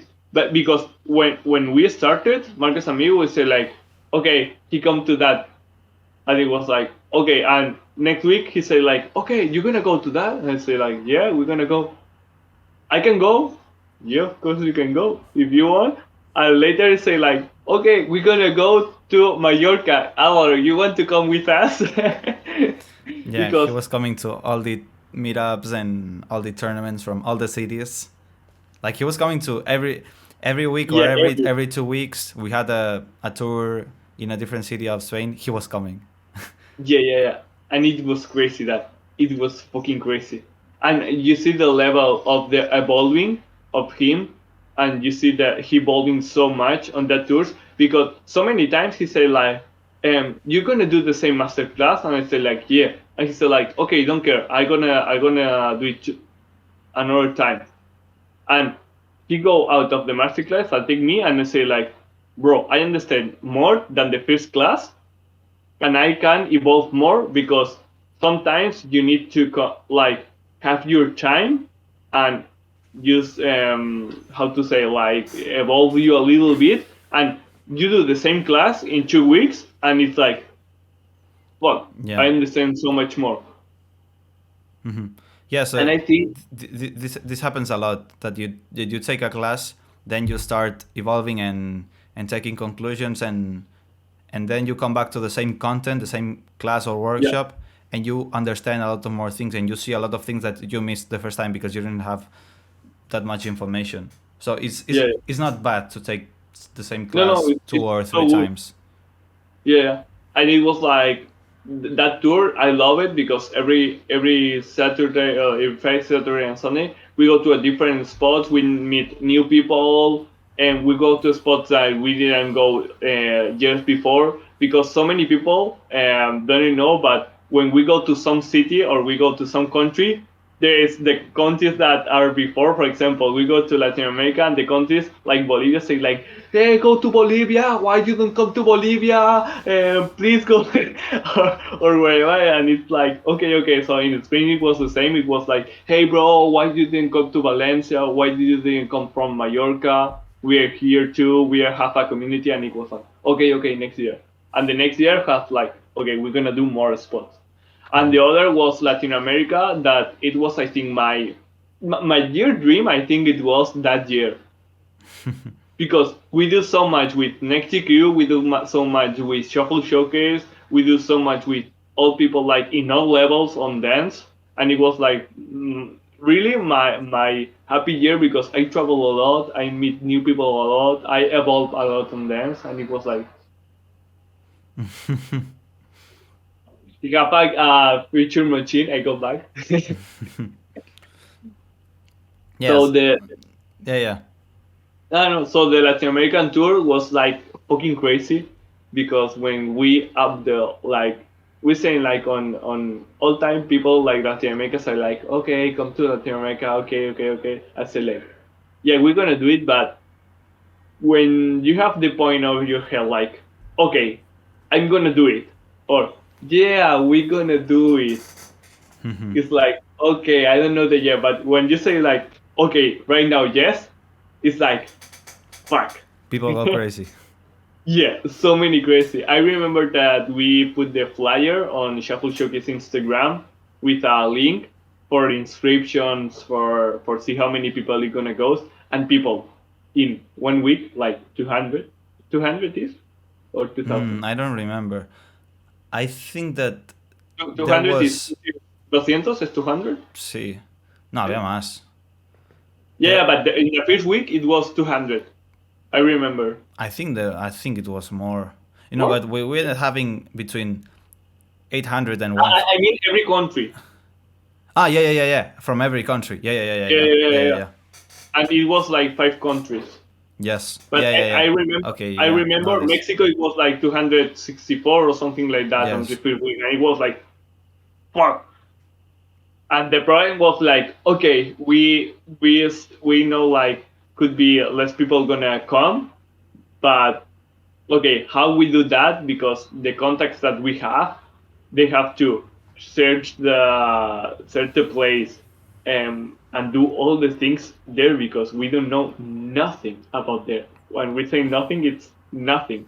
Yeah, you need to find people who is able to, find a venue, rent the venue for you, and then you will pay them, Yeah, and find a good place for the meetups and for the workshops. yeah. So yeah, That this that is was that was Marco's job, and I think it was very difficult for me. That it's difficult for me like do the things like people. I'm not for that. I'm not made for that. I try it. I try it. I'm trying to learning, but I'm not for that. So it was so difficult. And I think when we go to the plane the first time and we spotted on Mexico and there is like a bunch of people there, it was like what the fuck is happening?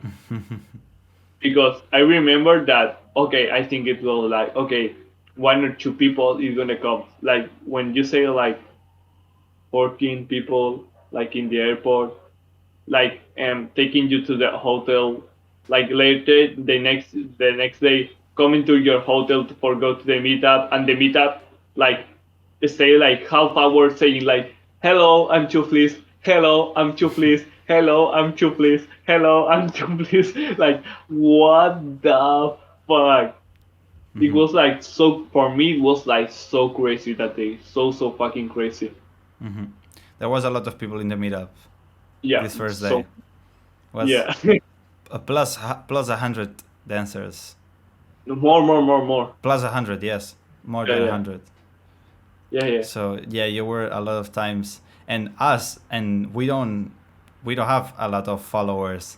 Mark, Torre, and Anderson. These guys were really busy. You know, uh, Yeah. with people wanting pictures and okay, send a video to saying Yeah, hi to this person. or sing me this or sing me Yeah, whatever. sign I was here like, or what? You want to sign? For what? For me, it was one of the first yeah, times that some people want to sign, and it's like, what the fuck you want to sign? For what, bro? just Or at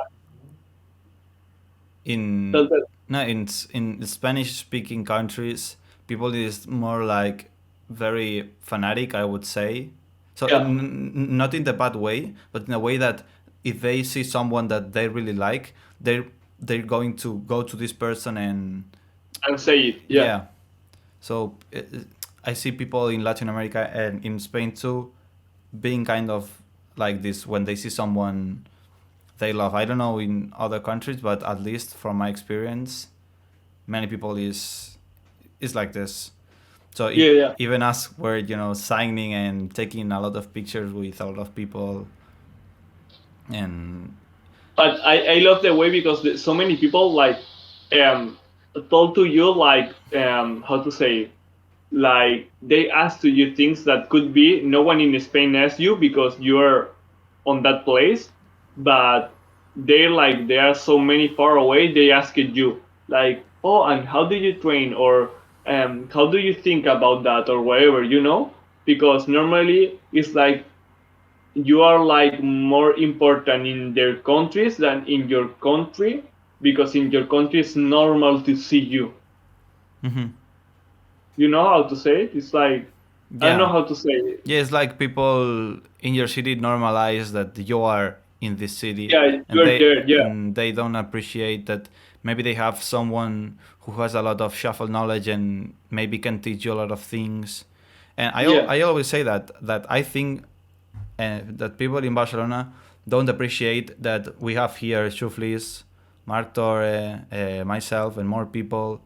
And one day we will be traveling a lot when the shuffle movement grows, because people will be demanding having uh, people like us, as judges or teaching workshops or going to guests to more events. mm, This moment is not in 2 years, but in the end it will be like this, and it will be very difficult to have them, every week here. Or even yeah, I'm thinking exactly. about moving out. So the day I'm moving out, people will be like, oh man, I wasn't going to Marco's classes, or I wasn't meeting with him that much, and he was out dancing every week for Yeah, many days a week. It's like it's just, when you tour and you see a lot of people saying, what, do you have an open studio every Saturday, and just a quarter of the community in Barcelona goes. yeah,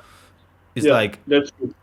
if you had this studio in these places, everybody will be Yeah, there everybody. But when you say everybody's every fucking yeah, body. every week. And it's just because people here normalize that this is happening, and it's like, yeah, Yeah, I can go any week I want. But when it's gone, or when it doesn't happen like this, we had this year where there's no nothing. People start to yeah. say, oh yeah, I like I it, miss it. yeah, Yeah, or I don't have the it's possibility. yeah. And when I go to the other countries, the most I love is this, like you say, because you see, like, for example, in my country, in Spain, like, we can do classes, but there is no many people that how to say I don't know how to say it, but like listens to you like they listens to us. Hmm. You know, so many people is like they normalize, like, okay, you're saying like this, or you're stopping one day a class for explain something, and no one is like seeing that you're stopping your training for explaining to you something. And for example, yeah, when I was on Mexico, I remember I stopped the meetup, and because someone asked me something about history of shuffle, and I say like, okay, I gonna explain the history of shuffle that I know, To everyone. and to people, yeah, to people that they didn't know, because there are people from old generation of shuffle and the new generation of shuffle, and when we did that on Mexico, that it was like flowing, we say like, okay, we have to do it on all the countries, because on Mexico a lot of questions, a lot of people love it. The people from older generations and new generations, they are like so separate, and later of that talk they merge it together and come together to the tournament and the master classes, and it was like, oh shit. Hmm. And it was like, okay, we have to do it this on the other cities, because for merge more people. And for example, if you go here and speak to the history, No, many people is coming. Not many people is coming. yeah, so many people is coming, and the people that come normally ignores. Yeah. That's the that's the bad thing, I think. Yeah, this is, the difference between, as we were saying in the beginning, people who is more into, you know interested in learning things from other styles, or go to other styles Yeah, events and travel, and get new information, and being this proactive and wanting to understand all these things. It ends up making you a better dancer, because if you understand the history, it's not about the years.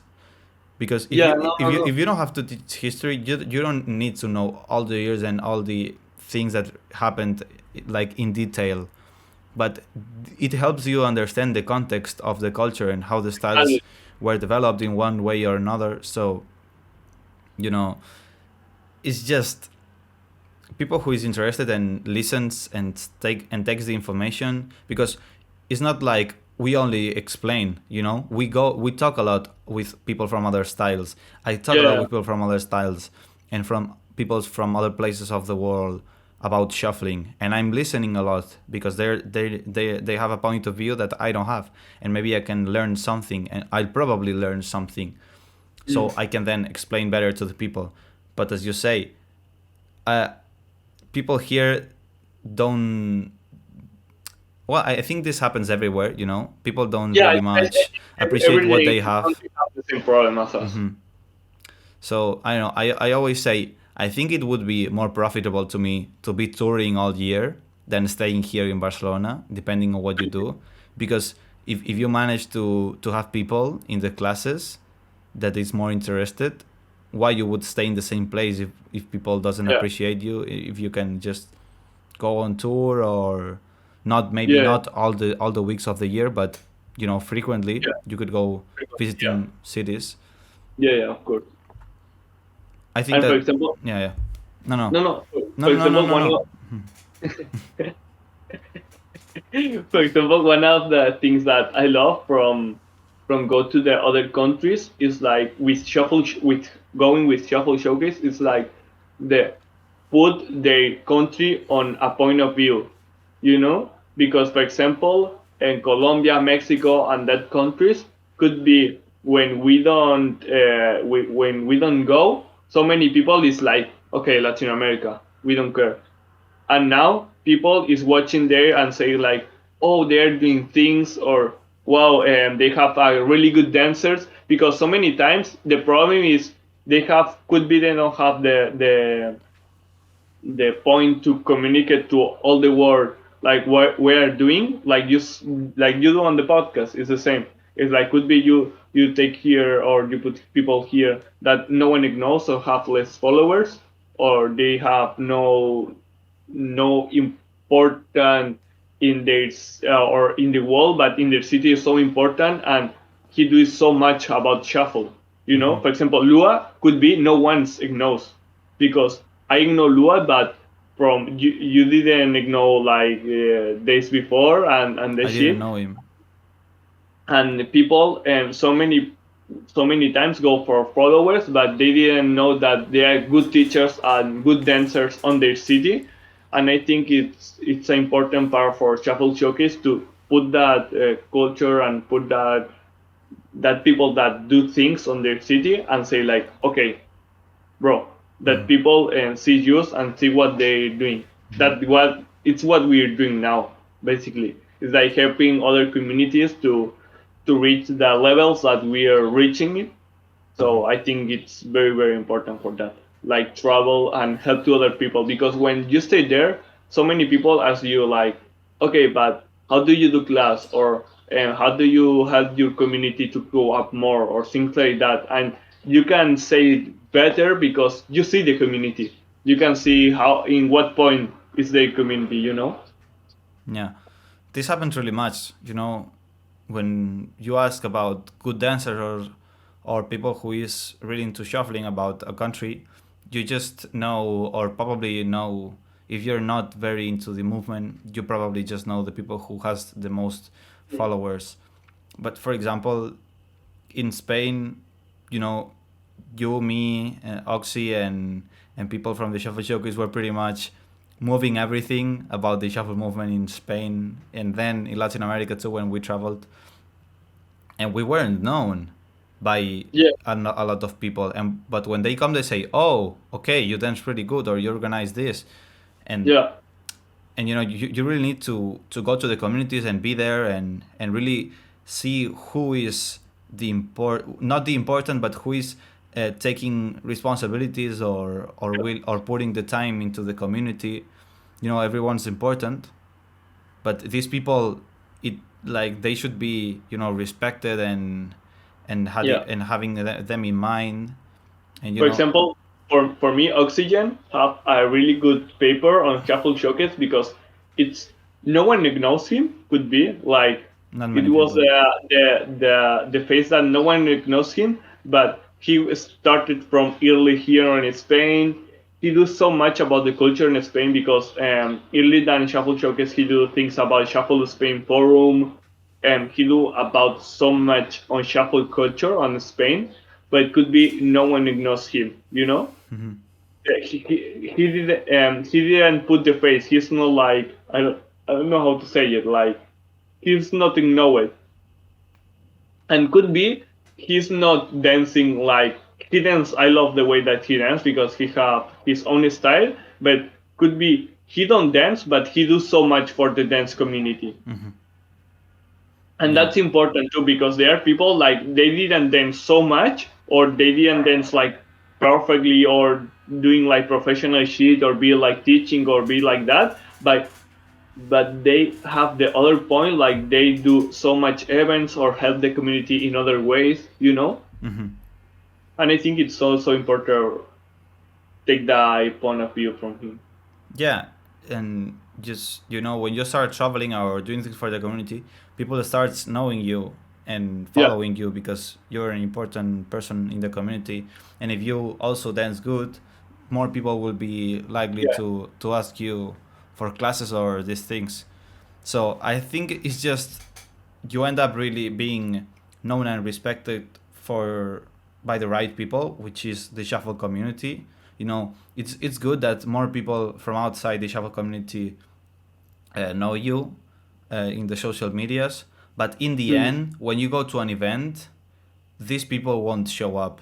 The community will be there, yeah, and if you are not respected or you're, mm, you know, speaking bad about shuffling or the community or having problems with people and feeding the drama, it's just yeah, is the opposite thing. Like I think that if you really want to be a professional shuffler and be acknowledged by the shufflers, because in the yeah, end, if you're really good at a profession and and your professional partners don't acknowledge you because you're doing many yeah. something wrong, You have a problem. what it doesn't make sense to me at least. Yeah, So that's why I think that the important thing is the community, and and invest in the community and listen to the community yeah. because Like you say, one of the most important parts for me. So many people. I wanna say like that because I think I have the this spotted like pro invest. I don't know if we wanna talk about that, but I wanna say because you know as me that we invested a lot of money and time and effort for the community, and some people think that we are winning like so many prize or we are winning like so many money, and it's like bro, I waste more money in shuffle that I have it right now. So sometimes it's like bro, if you like that you have to invest because in the first tournaments all that we win we put it for other countries for they do our more tournaments and for they have fun in other ways. And it's difficult sometimes like people say like oh I want to do classes or I want to do that or I want to do that, bro. You have to put money and say like okay, right now I gonna dedicate it 100% on this, because if not it's like okay I gonna do this or I want to take money for this but I don't want to invest. No, I waste a lot of money for shuffle and people don't know that.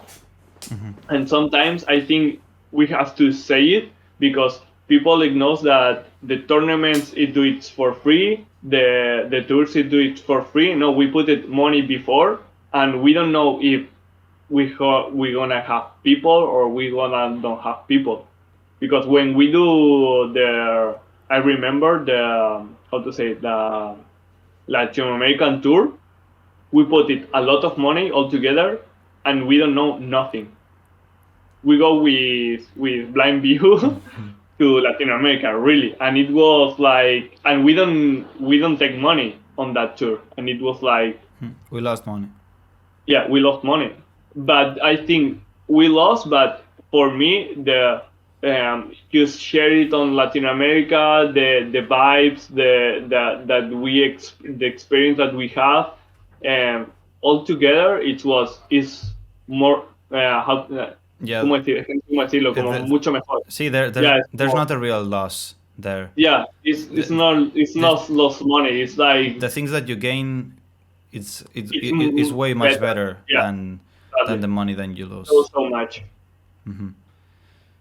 Yeah, so when this happens and you start doing events and putting money in the tournaments, it can be local or from national, or if you go to a tour, for example, Latin America, a lot of people asking, is the tournament free? Is the classes free?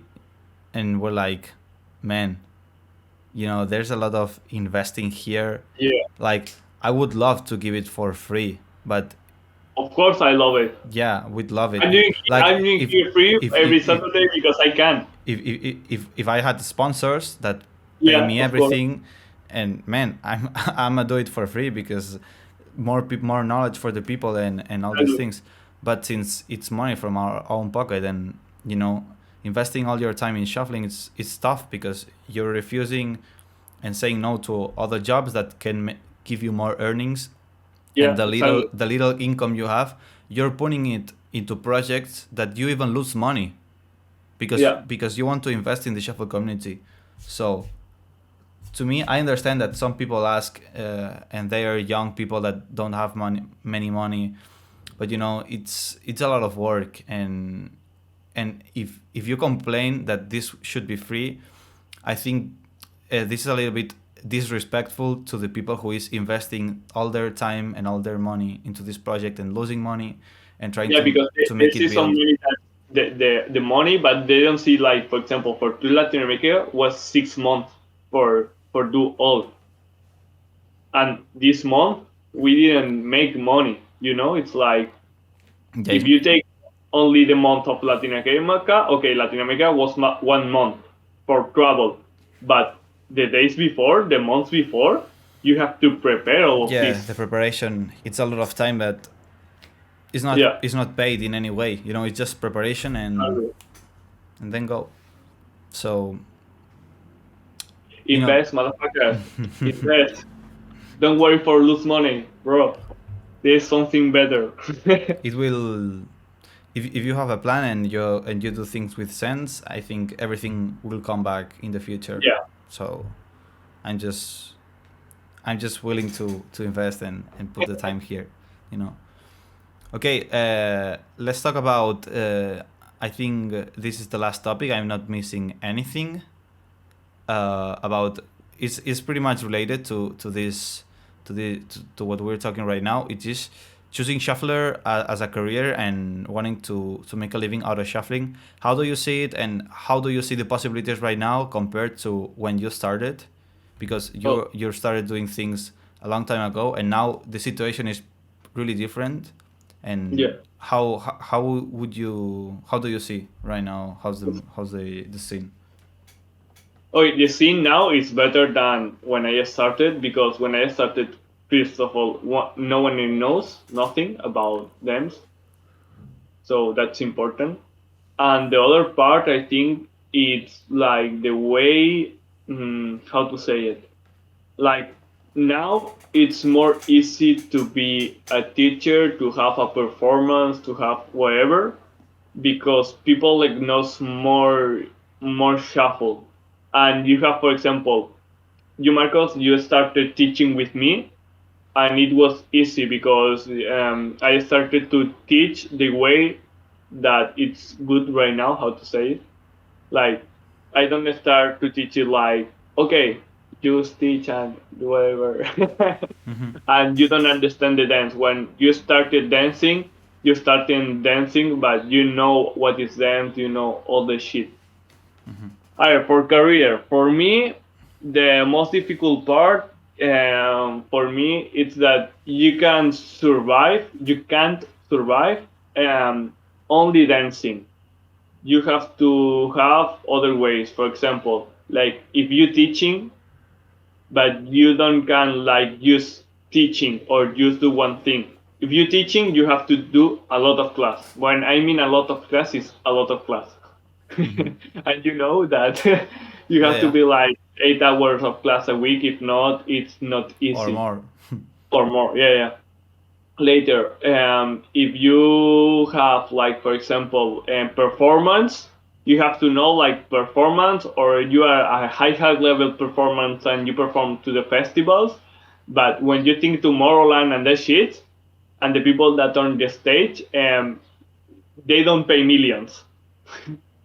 That sometimes think that the DJs and that people living in a dream and they pay so much, but the dancers, they didn't pay millions. And you know that we have the next GQ performance, and you know that so much time are like the same as I said before, are invested than other things.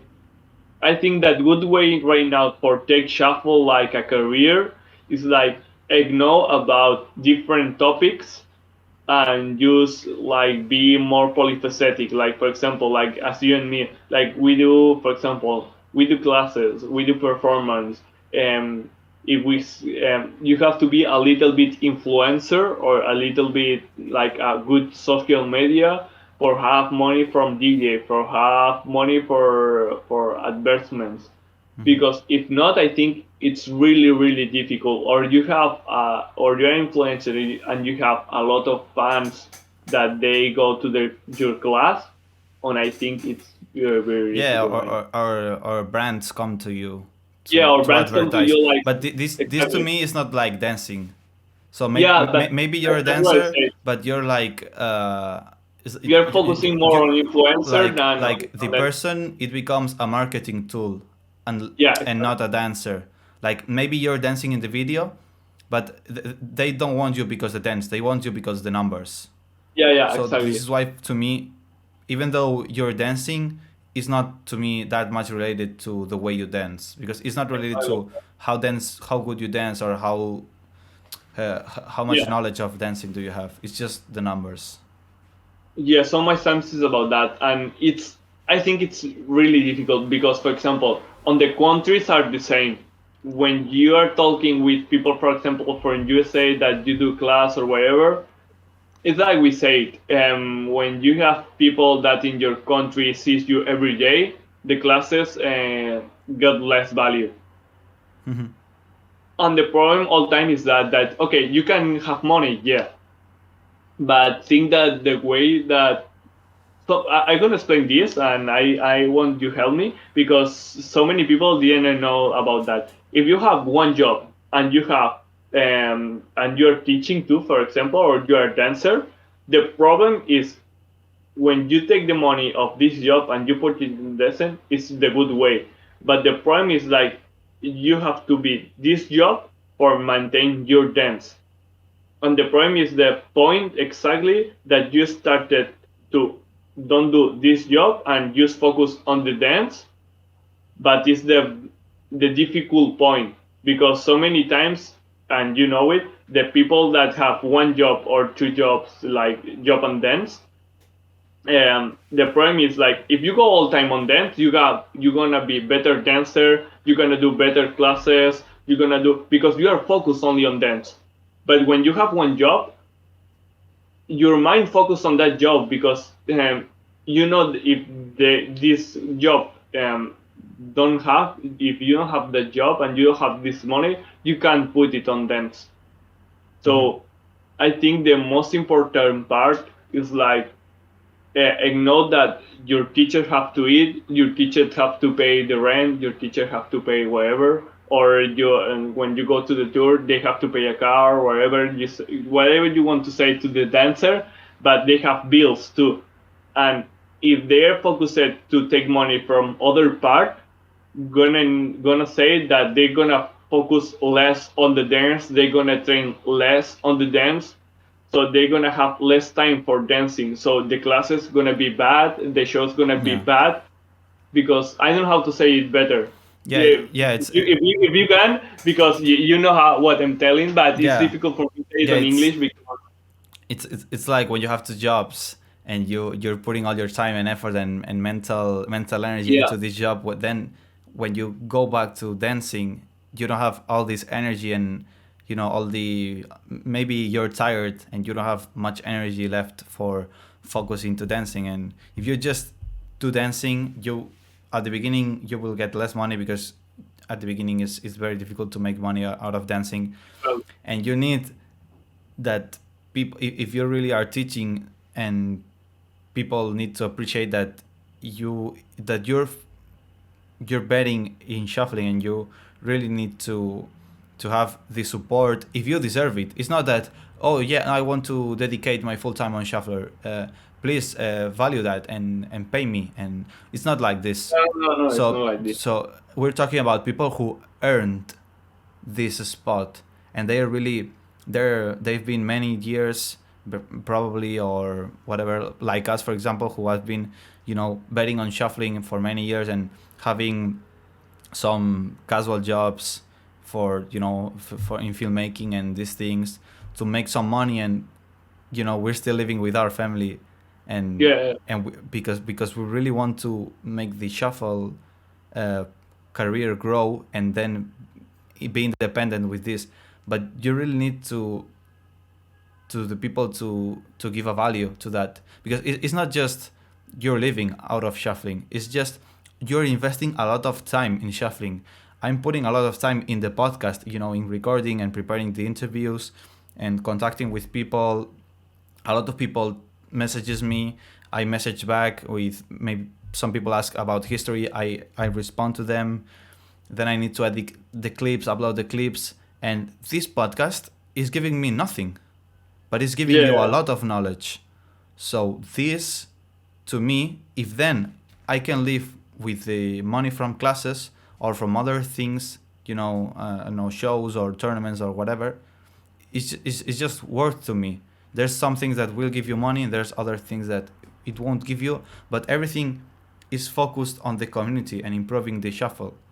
yeah. So Sorry.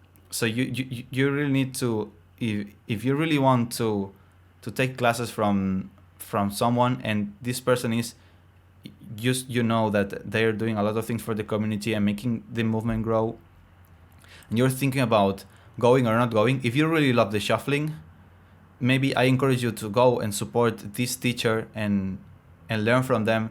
First of all, because you will going to learn a lot of things. If this person Yeah, is yeah, is full time into shuffling, this person will teach you a lot of things. And then this person, if he makes a living out of shuffling, he or she will organize more things, more events, more workshops, more meetups, more everything, and he's going to invest this money. Actually, I know my mindset when dancing is just, okay, the I don't like, I just want the money to go on shuffling. So yeah, if I yeah. get a lot of money, the only thing I'm thinking about is about, okay, Wasting on shuffle. oh yeah, so spend it on shuffle, get better materials to shoot better content, Yeah, maybe go exactly. travel and organize a workshop and then a meetup.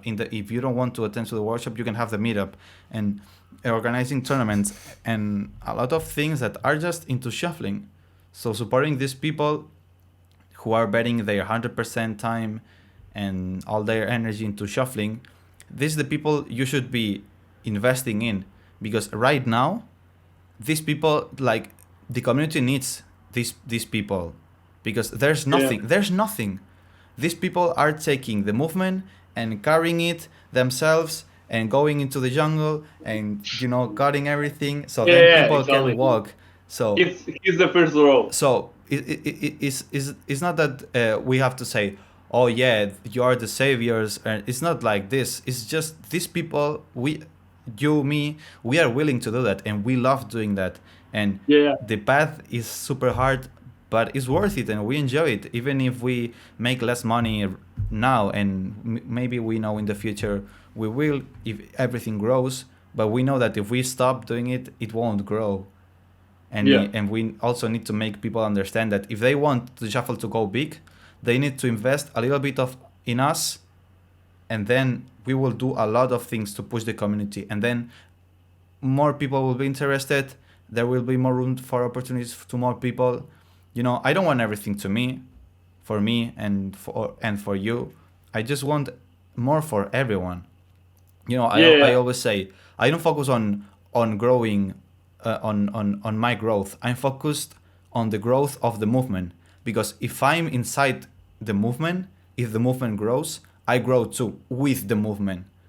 yeah, So if I just So many, invest so in, many, so many people think about that. So many people think, I think it's think about, oh, you do it because you are doing this, yeah, you you're want the gonna, money. yeah, and it's like, bro, if I want the money, really, I wanna work for other shit. I don't wanna go for that because I lose so many money investment on shuffle. So it's like, shut the fuck up, because so many people that say that is like people that never do it. That's the problem. That because people that do tournaments and that, or people like we're talking about like that, it says like, oh shit, yeah, I spent so many money, or I spent so many time doing that, or I waste all my money job that I have it to do the tournament, and no one say like thank you or whatever, and it's like that's the people that you know that they're putting the effort. But someone people that could be they have their job, their money. They like, oh, you're winning so much, or you're living your dream or whatever. It's bro, I'm living my dream, but I have less money than you in a month or in 2 months. So I work like more hours than you. I do it, so it's Yeah, like, it's just, it's a path that you need to give up on a lot of things. yeah, And for having a life where living out of not just shuffling but any style, you need to give up on a lot of things yeah, and do the things that not many people is willing to do. So I don't say that most of the people is like this. Here in Spain, no, no, no, people is super grateful about everything yeah, that these kind of people do when they organize tournaments and meetups, and they want you to visit them and they want to learn from you, and a lot of people is very grateful about this.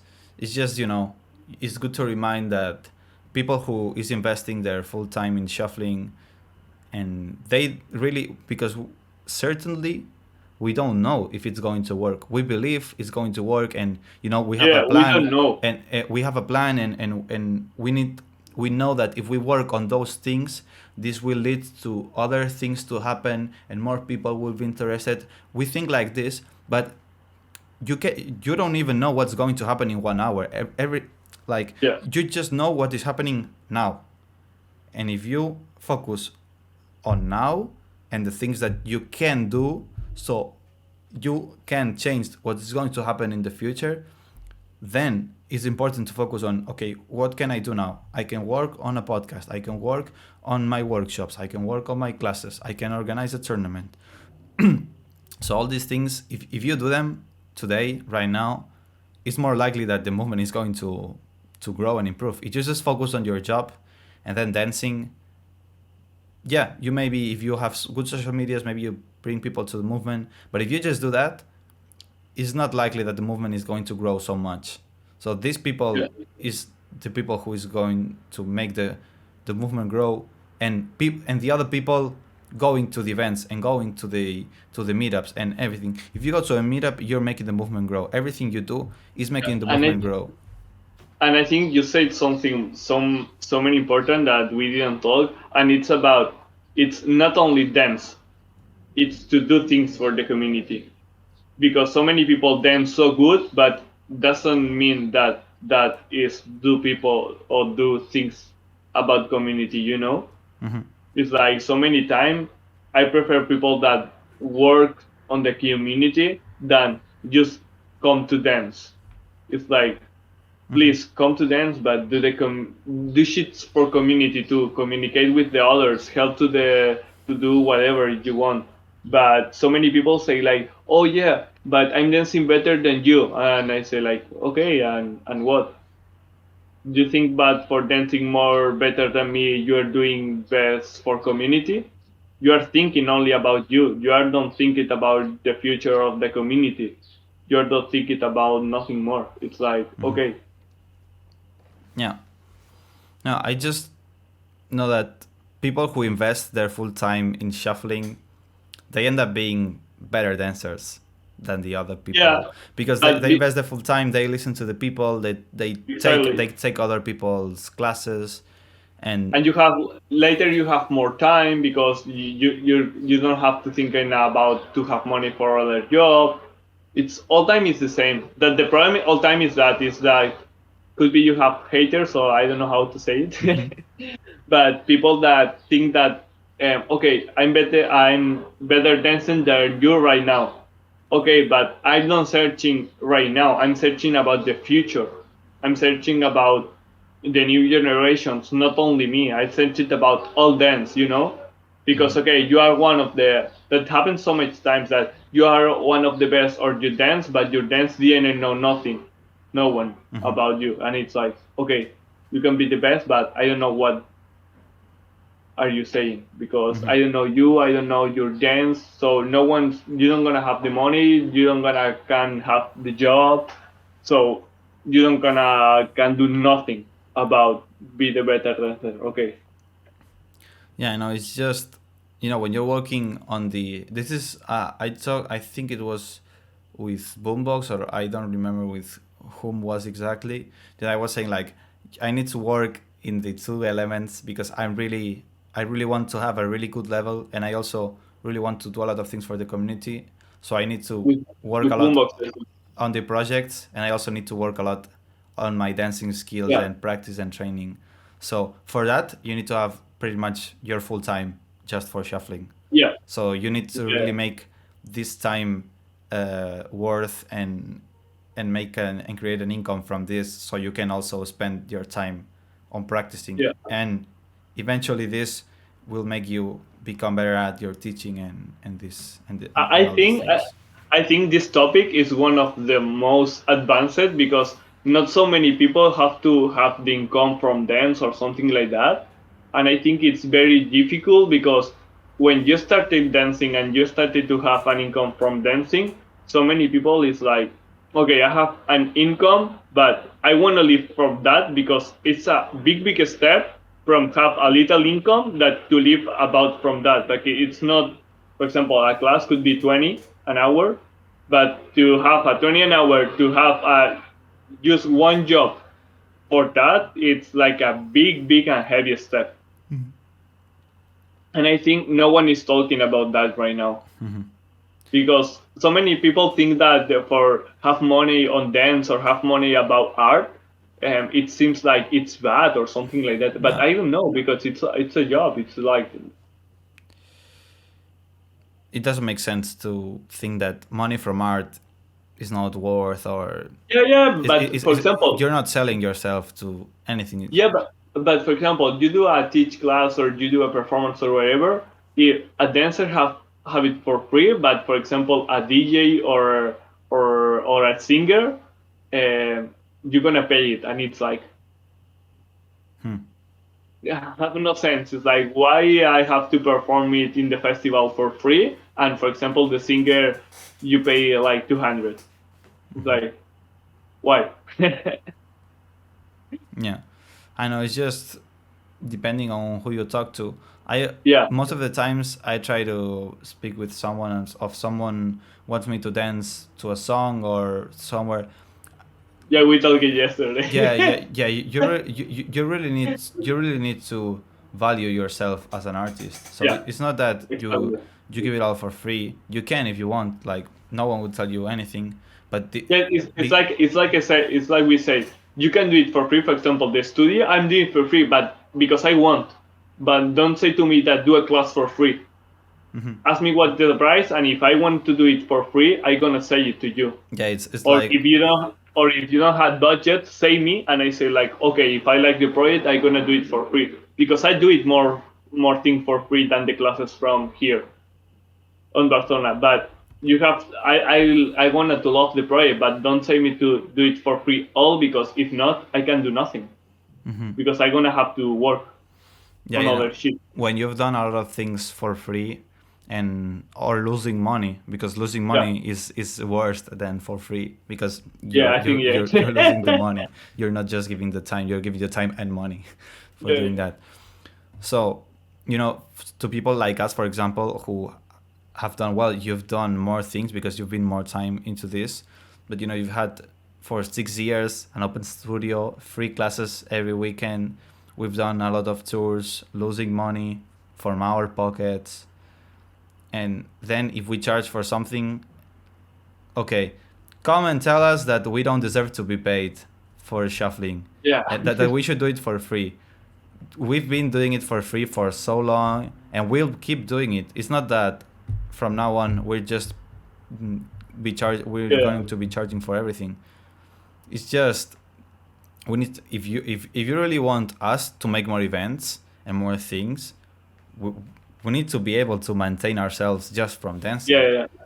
So you need to really know the history of this person. If has he taught for free? Didn't he does he charge so much for what the knowledge he has, because maybe he has a lot of followers, or the other way, or you know, Yeah. you really need to try and find out why this person is charging and what this person has done to the community, for the community. And it's just a matter of time that more people will be able to make a living out of shuffling. But I really don't understand if why you can't, of why some people see it wrong. It's just, I know it's the path to do it, and I know it's just the way to make the shuffle more professional. So I don't care what the people Yeah. say. We don't It's care, just but you do it, and that's it. Yeah. Yeah, we're talking about it right now because I don't know, maybe there's someone who thinks about this or didn't think that, yeah, maybe this person is charging, but man, if are you really complaining to someone like you, for example, who's been having an open studio for 6 years and touring half world, losing Yeah. money, and complaining about his charging for his classes? Do you Yeah. know And do you know his and experience and all the resources that he's put into the movement? and what we say, for example, charging in the world of shuffle, charging is like you do a class, or your price of class, if you compare it for a popping class or for other dance class, it's like so less. It's like, Yeah, it's cheaper yeah, it's so cheap because compared to all the the. shuffle movement is not that professional yet. Yeah, I I know. always say to people, this moment is the best for taking classes with top dancers Yeah. and and become a great and a top dancer too, because there's not many people taking the classes. The movement is pretty young in terms of professionals, so Yeah. maybe in between the next 5 years there will be difference between the top and not that top, but when it's in 10 years or 20 years, people who started today with the goal of becoming a really good dancer, and people who started 3 or 4 years ago, that now there's a lot of difference because this is 4 years, but in 10 years, if one has been 14 and the other has been 10, there won't be any difference. But if you don't Yeah. start today, each year you don't start practicing and learning more shuffling, it's going to be each time more difficult to scale Yeah. to a really top level of shuffling.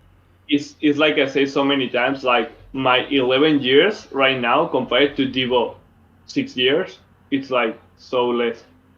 There could be he dance better than me, but in the 5 years ago, my 8 years or 7 years, it was like boom compared to all the new generations, because the influence was so high. But when it's more years on about dance, it's less the difference about dance, And because it's merged all together. It's different. right now there's less demand, so Yeah. the prices of the top teachers are really low. I've seen Boombox charging classes or things from $5, $10, $15, which Yeah. is nothing. Yeah. Is really, it's nothing. Yeah. In other styles, comparing top dancers from other styles, a top hip hop dancer, maybe for one class you pay 30, 40, $50 Bro. for 1 hour or 1 hour and a half or 2 hours workshop. Yeah. I take classes of popping with Carlos last day, and it was like 100 is no 1,000. 100. 100. 100. I say $100 for class. 1 hour. Yeah. With people that is tough, but the good is that it's like it's people that he have so many knowledge. I go one free class of day and it was like what you can do like a year of class just in knowing 1 hour of that, you know, like you have so many experience. So it's just take the opportunity now, because Yeah, yeah, yeah, in yeah. some years, learning from people, like Xhufflis, like Boombox, maybe like me, depending on what we do and what we or what we do with our classes. But I'm assuring you, it will be more expensive, Yeah, and and not because the money, and not just because you want to get more money. It's just because you will be valuing your time, yeah, yeah, yeah, exactly. and we'll have a lot more things in the shuffling. And it's not just about us. I'm talking us because we are here, but think about the good teachers in your city. These Yeah, people, go with them right now, because in more years they will be traveling a lot, being less time in your city, or raising the prices because they need to prioritize what things are more yeah, yeah, are working exactly. better in terms of economics for them. And just Ino- take Inox, a for, Inox, for example, is the good example. yes, Inox in his in Spain could be have less classes, but he goes to, for example, Asia. When we stayed in Latin America, he's coming from the Asia tour, and he goes like half year that he don't touch home, or I think like that. something like that. Yes, 1 year out of And home. he do a lot of classes in other countries, and he was more paid in other countries than in Spain. And it's like if I want to live from that, I have to move from Spain because it's really really difficult. And the other thing, it was like, for example, if you have, for example, we and me, we have YouTube channels like Shuffle Showcase, Marbiik, Xhufflis channels, whatever. It's like we do a content for free, like your podcast, the tutorials that we have together on Shuffle Showcase, whatever. If you like the way that we are telling you, bro, try a class, because so many times the people think like the same that we do in tutorials we do on class, and no, on class we are more focused and we are like 100% on you, on what you want to grow up. And it's like, bro, if you pay a class, could be like you say, oh, like $10 or whatever, and it's like, bro, you later come to the class and see like, oh shit, that didn't explain to the tutorial. Yeah, because it's different. Weird things that we don't explain on tutorial and we explain on class, because the vibes and the way it's different. You can explain something on the class for free because so many times the information, they jump the tutorial or wherever and they didn't focus. And if you didn't focus on the class, it's like you don't understand nothing. Yeah, I always say that until you try a class from a good teacher, you don't know what you're missing. Like Yeah, it's difficult to tell someone who hasn't tried a class like this, to explain them, you don't know the information that you're missing that is being explained this week and the next week. mm, But when they come, they say, wow, and you're being teaching for years or months, like you start feeling like you're 2 years behind a lot of people that yeah, yeah, is having been with this teacher. So it's just take the opportunities now. And right now, I was saying that 2 years ago, and yeah, between 2 and 3 years ago, I was saying to the people, man, right now it's super easy to become a top shuffle dancer because the level isn't that high. The yeah, level isn't that high, and right now it isn't that high though. There's a huge difference between really good dancers right now and people who is more intermediate and these things. But this is something that you can achieve in between yeah. 1 and 2 years. 1 and 2 years you can, yes. Yeah, it's things that we've been 4 years for Yeah, learning. exactly. So this, if you just think it, it's not a long time. Think if you want to have a dancing career or just dancing, but keep dancing in the future, maybe you'll be dancing for 20, 30, 40 years. What is 1, 2 years? Yeah, You think that, oh, until 1 year I can't become this good, but you're going to become so much better than you are right now. yeah, yeah, yeah. So it's just, people just think that they want a high level like this right now, and it doesn't work like this. So you need to be willing to be patient and put the work, and what we said in the beginning, go down and learn new things. And it's okay if you don't manage them, but just practice, and you will end up mastering them, and then you will raise your level so much. So One of those examples are you on that spot. It's like there is more people that dance better than you on that time, like 3 years or 4 ago, and they don't know how to teach, but you put an effort and you training so much for take that level, and you how to say, like, you study how to teach, and you stay like, okay, I have to improve on that, or I have to be better on that. The important part for me on dancing or wherever you do it is like, be conscious on what you want and focus on it. If you don't want, it's like, okay, but you later don't cry if you say like, oh, they are, because they happen me a lot, like, oh, it's the tournament day in 2 days, and show me something. No, bro, now you don't gonna stand nothing. It's like, sometimes it's a year of work in the class every Saturday. Don't come 2 days before, because now didn't happen that.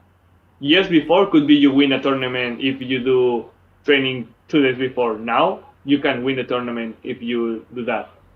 In the same on class or wherever, or studying or wherever. Every time that it's more life of shuffle, it's gonna be more difficult to achieve these top shufflers or these top teachers. If you take the time past, later you're gonna cry. yeah, it's just Because you lose opportunities. Not for it's about opportunities.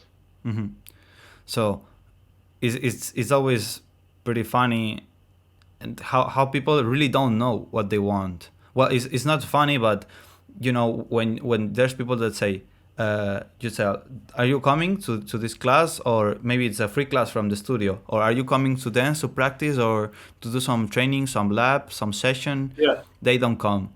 And then when there's a competition, as you said, 2 weeks before the 2 past Saturdays from the competition, they were in the studio. Oh, I like really much what he's doing. Can you teach me that? Or can I learn something similar? And we're like, man, to do this and having it in the freestyle and internalize it, we've been practicing and doing things the last 6 months, 1 year. So it's just, what can I explain you?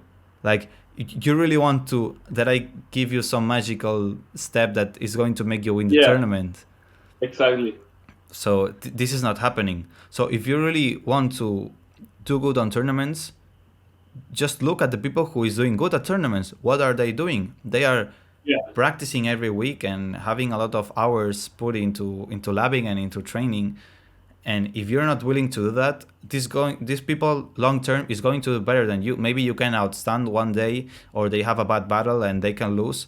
But average, they're going to do so good because they know what they need to do. It's just, if you really want to do good on competitions, you need to do things. You need to train. You need to learn concepts. You need to work on your freestyle. You need to work on your shuffle knowledge. If you just want to dance and have fun, it is okay if you don't do that. But then don't have this desire of maybe one day winning a tournament, because it will be frustrating for you, because you say, no, I don't want that. I don't like this training and these things, but I really like doing good in the tournaments. Yeah, everybody likes doing good in the tournaments. Yeah, of course. So do you really want to do good? Like, is that important to you? So these things that maybe you don't like, it's hard at the beginning, but you end up enjoying it. Like, I have a lot of fun when training and when trying new things, and I did the step wrong, and how can I do good? And I'm like thinking and trying, and maybe I fall, but I'm laughing, I'm having fun, I'm trying to this process is super funny to me.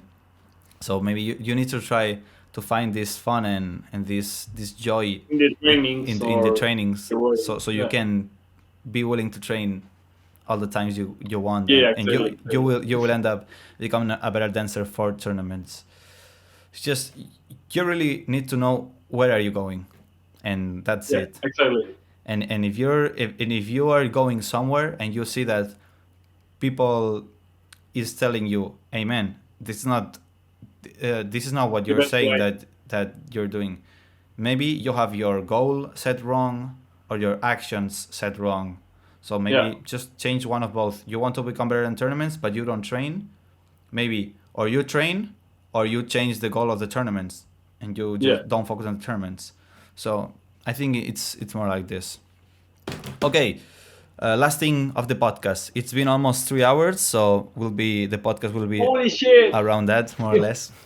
Okay, the two final questions. The first one is I'm asking you about something that you recently learned about Okay. shuffling, whatever you want, something from the community, a DJ, a step, some concept, whatever you want to share with the listeners of the Shuffle podcast.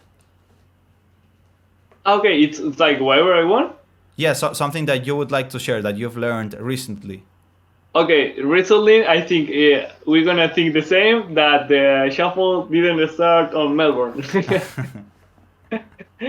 I think it's one of the best point of view that I have in these years that it changed me a lot because it was searching with Marcos and more people that we know that it didn't start really on Melbourne. It started on London. It started on the Rave of London and the basic steps and all. It starts on London and the first community. Yes, it starts on Melbourne.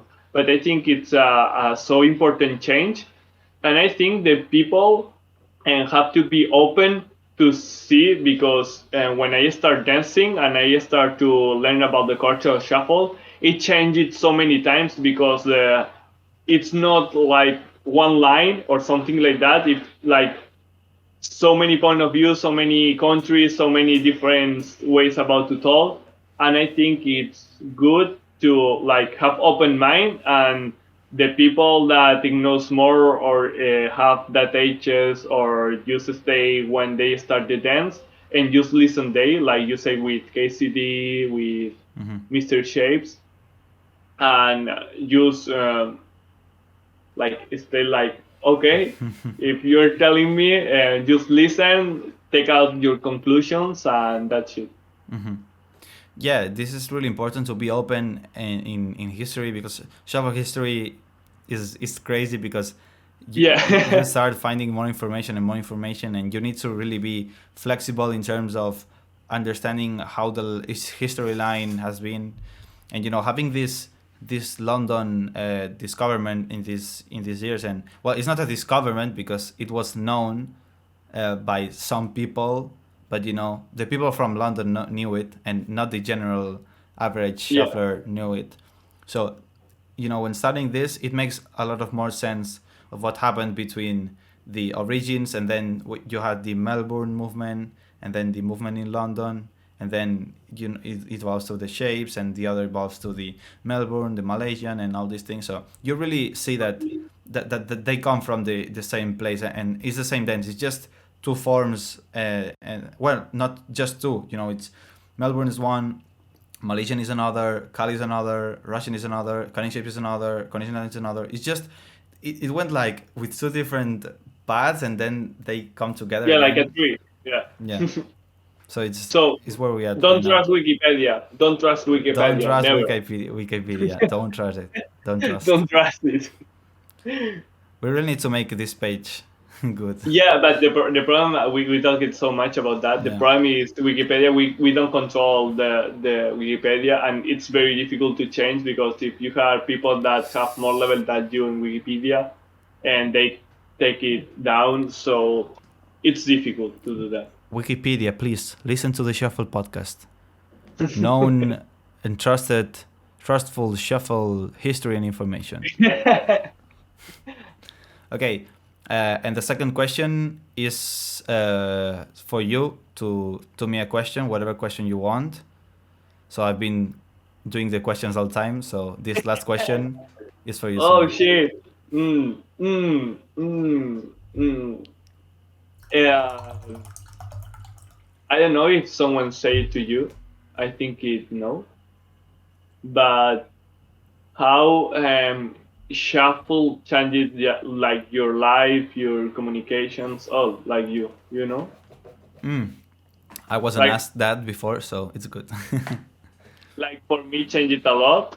Like the point of view of shuffle, like I learned about myself so much about my body, but about my mentally too, and how change it on the real life because you know that I was so disorganized for a lot of things, but in shuffle I have my mind so like okay, this is shuffle and this is and this is and this is.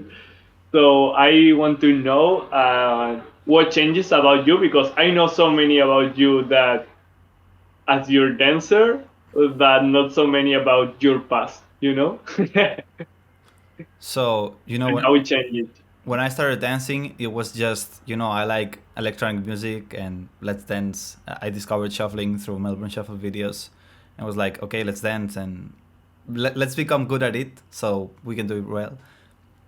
And it was just another thing, and there was some time that I was like not dancing really much, and I was in a family meeting, and one of my uncles told me that, and how are you doing with the shuffling and dancing? And I'm like, nah, I'm not dancing really much right now. I don't think I will continue that much time with dancing.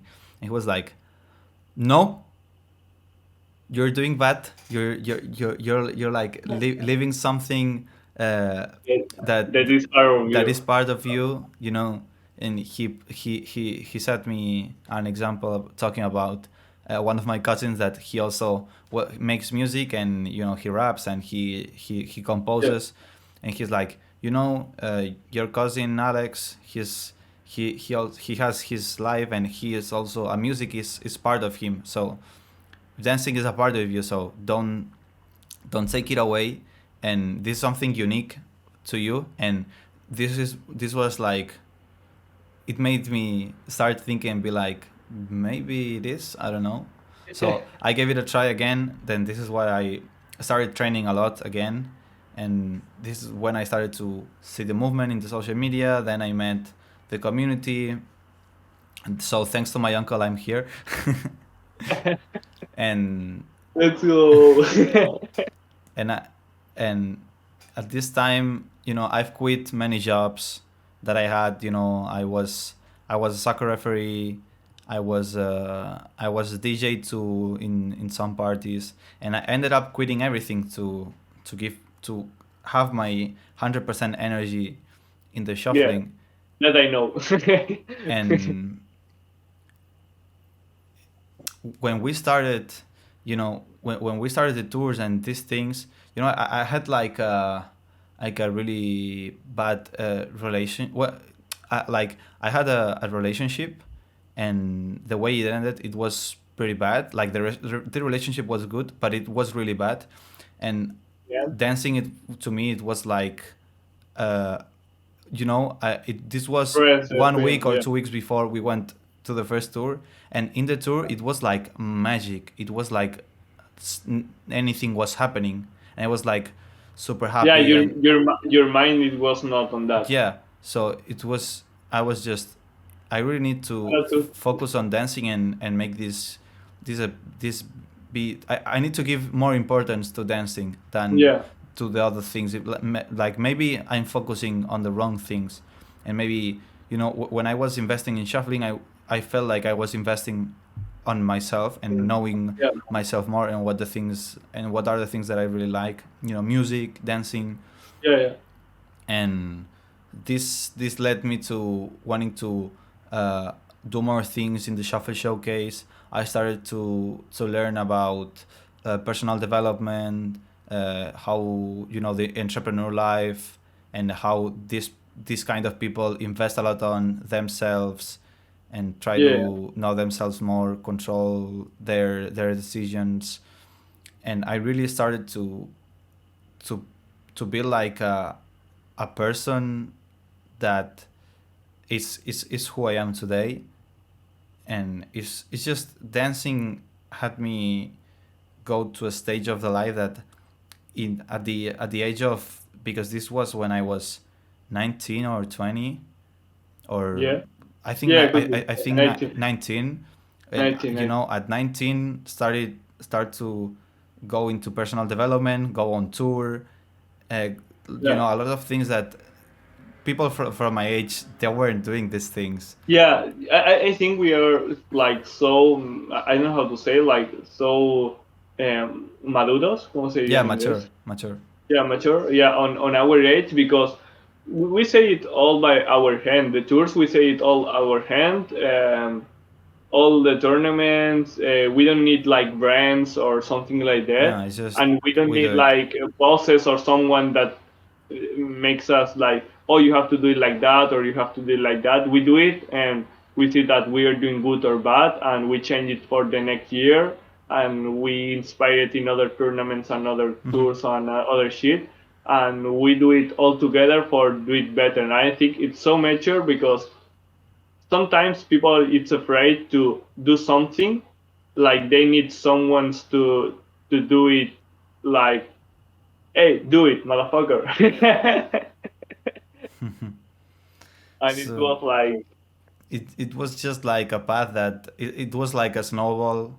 It started, you yeah, know, little. Okay, let's read some books. Let's make some. Let's take more dancing courses. Let's dance more. Let's travel more. Let's invest in more knowledge on how to build a business, and how to take the business to the dance world without changing the culture and the dance. Like, how can we keep the movement like it is, like yeah, pure and with his essence, and build something here that can make the movement great. So this has been like a mm, process, and I'm really on this process. I still be on this process of how can I make this grow business wise and culture wise, so the culture can grow and also business can grow and people can become more professional about this. So yeah, it's just I really found that I need I, I I'm not the important thing, you know. I am the one who I'm going to do the things, but I really need to focus on doing for something bigger than myself. So it sí, just sí, is, if I just focus on myself, it's, yeah, it's okay, but I do a lot of things just for myself and because they are yeah, yeah, good to yeah, me. I know. But it's just for having the mental health and the capability of then being able to focus on this no matter what, you know, no matter what the family says, no matter what the friend says, no matter what Yeah, everything, yeah, anything that happens, it doesn't matter. So you keep on this track and of knowing you and evolving. So, you know, knowing yourself better, it also makes you dance better because you know yeah, you're yeah, better with yourself. You know yourself, and you know what emotions totally. are you. You want Do they to, drive you? Do they not? Can you? yeah, Do you want to show some anger? Do you want to show some happiness? totally, you want to know what you express. Hmm. So I think this dance Well, really helped me in this way. So it's just like a snowball effect. Like you don't start doing yeah, it you don't consciously. start like It's heavy, like but something in your life happens that makes you start investing a change. little bit more, Yeah, and then it's if you keep it and you like the little feedback that is giving you, if you like it, then it's yeah, a snowball, and each time is bigger and bigger, and here we are right now in the Shuffle podcast. yeah, yeah, Okay, literally. so that's pretty much this seventh episode. I hope you liked being here, and if you're a listener, I hope you liked what we talked here, and you know a little bit more about Shuffle Showcase, Shuffle in Spain, a little bit more about Xhufflis. So, uh, whatever you want to say for end the podcast, I will give you the microphone so you can say goodbye and close the podcast, saying whatever you want. You'll have everything related to Xhufflis in the description. YouTube channel from Xhufflis, Instagram account from Xhufflis, Shuffle Showcase, social medias too. They have YouTube, Instagram, Twitch, the website. So everything you want to check, it will be everything in the description. So now you can say goodbye and close the podcast. So the mic is all yours. Thank to you, Marcos. You're my friend, like my brother. Thank to you for taking me on the podcast. For me, it's really impressive because normally we talk about that, but it's not like an interview. And I really appreciate you take to me. And sorry, and thank you to all people listen the podcast because my English is not so good. We normally talk on Spanish, and it's really, really difficult. Like think about talking in English when you're mentally it's all in Spanish. But really love to see that people like you do shits for the community, and really, really love the Seven and the old podcast that you do it. Hope it's gonna have more people watching it the next. I see on the next podcast, people. So let's go having fun with the Marbiik podcast. Yeah, the Marbiik podcast. Okay, guys, I hope you enjoyed this episode. See you in the next one. Adiós. Que vaya Bye. bien. Po, po. Po, po.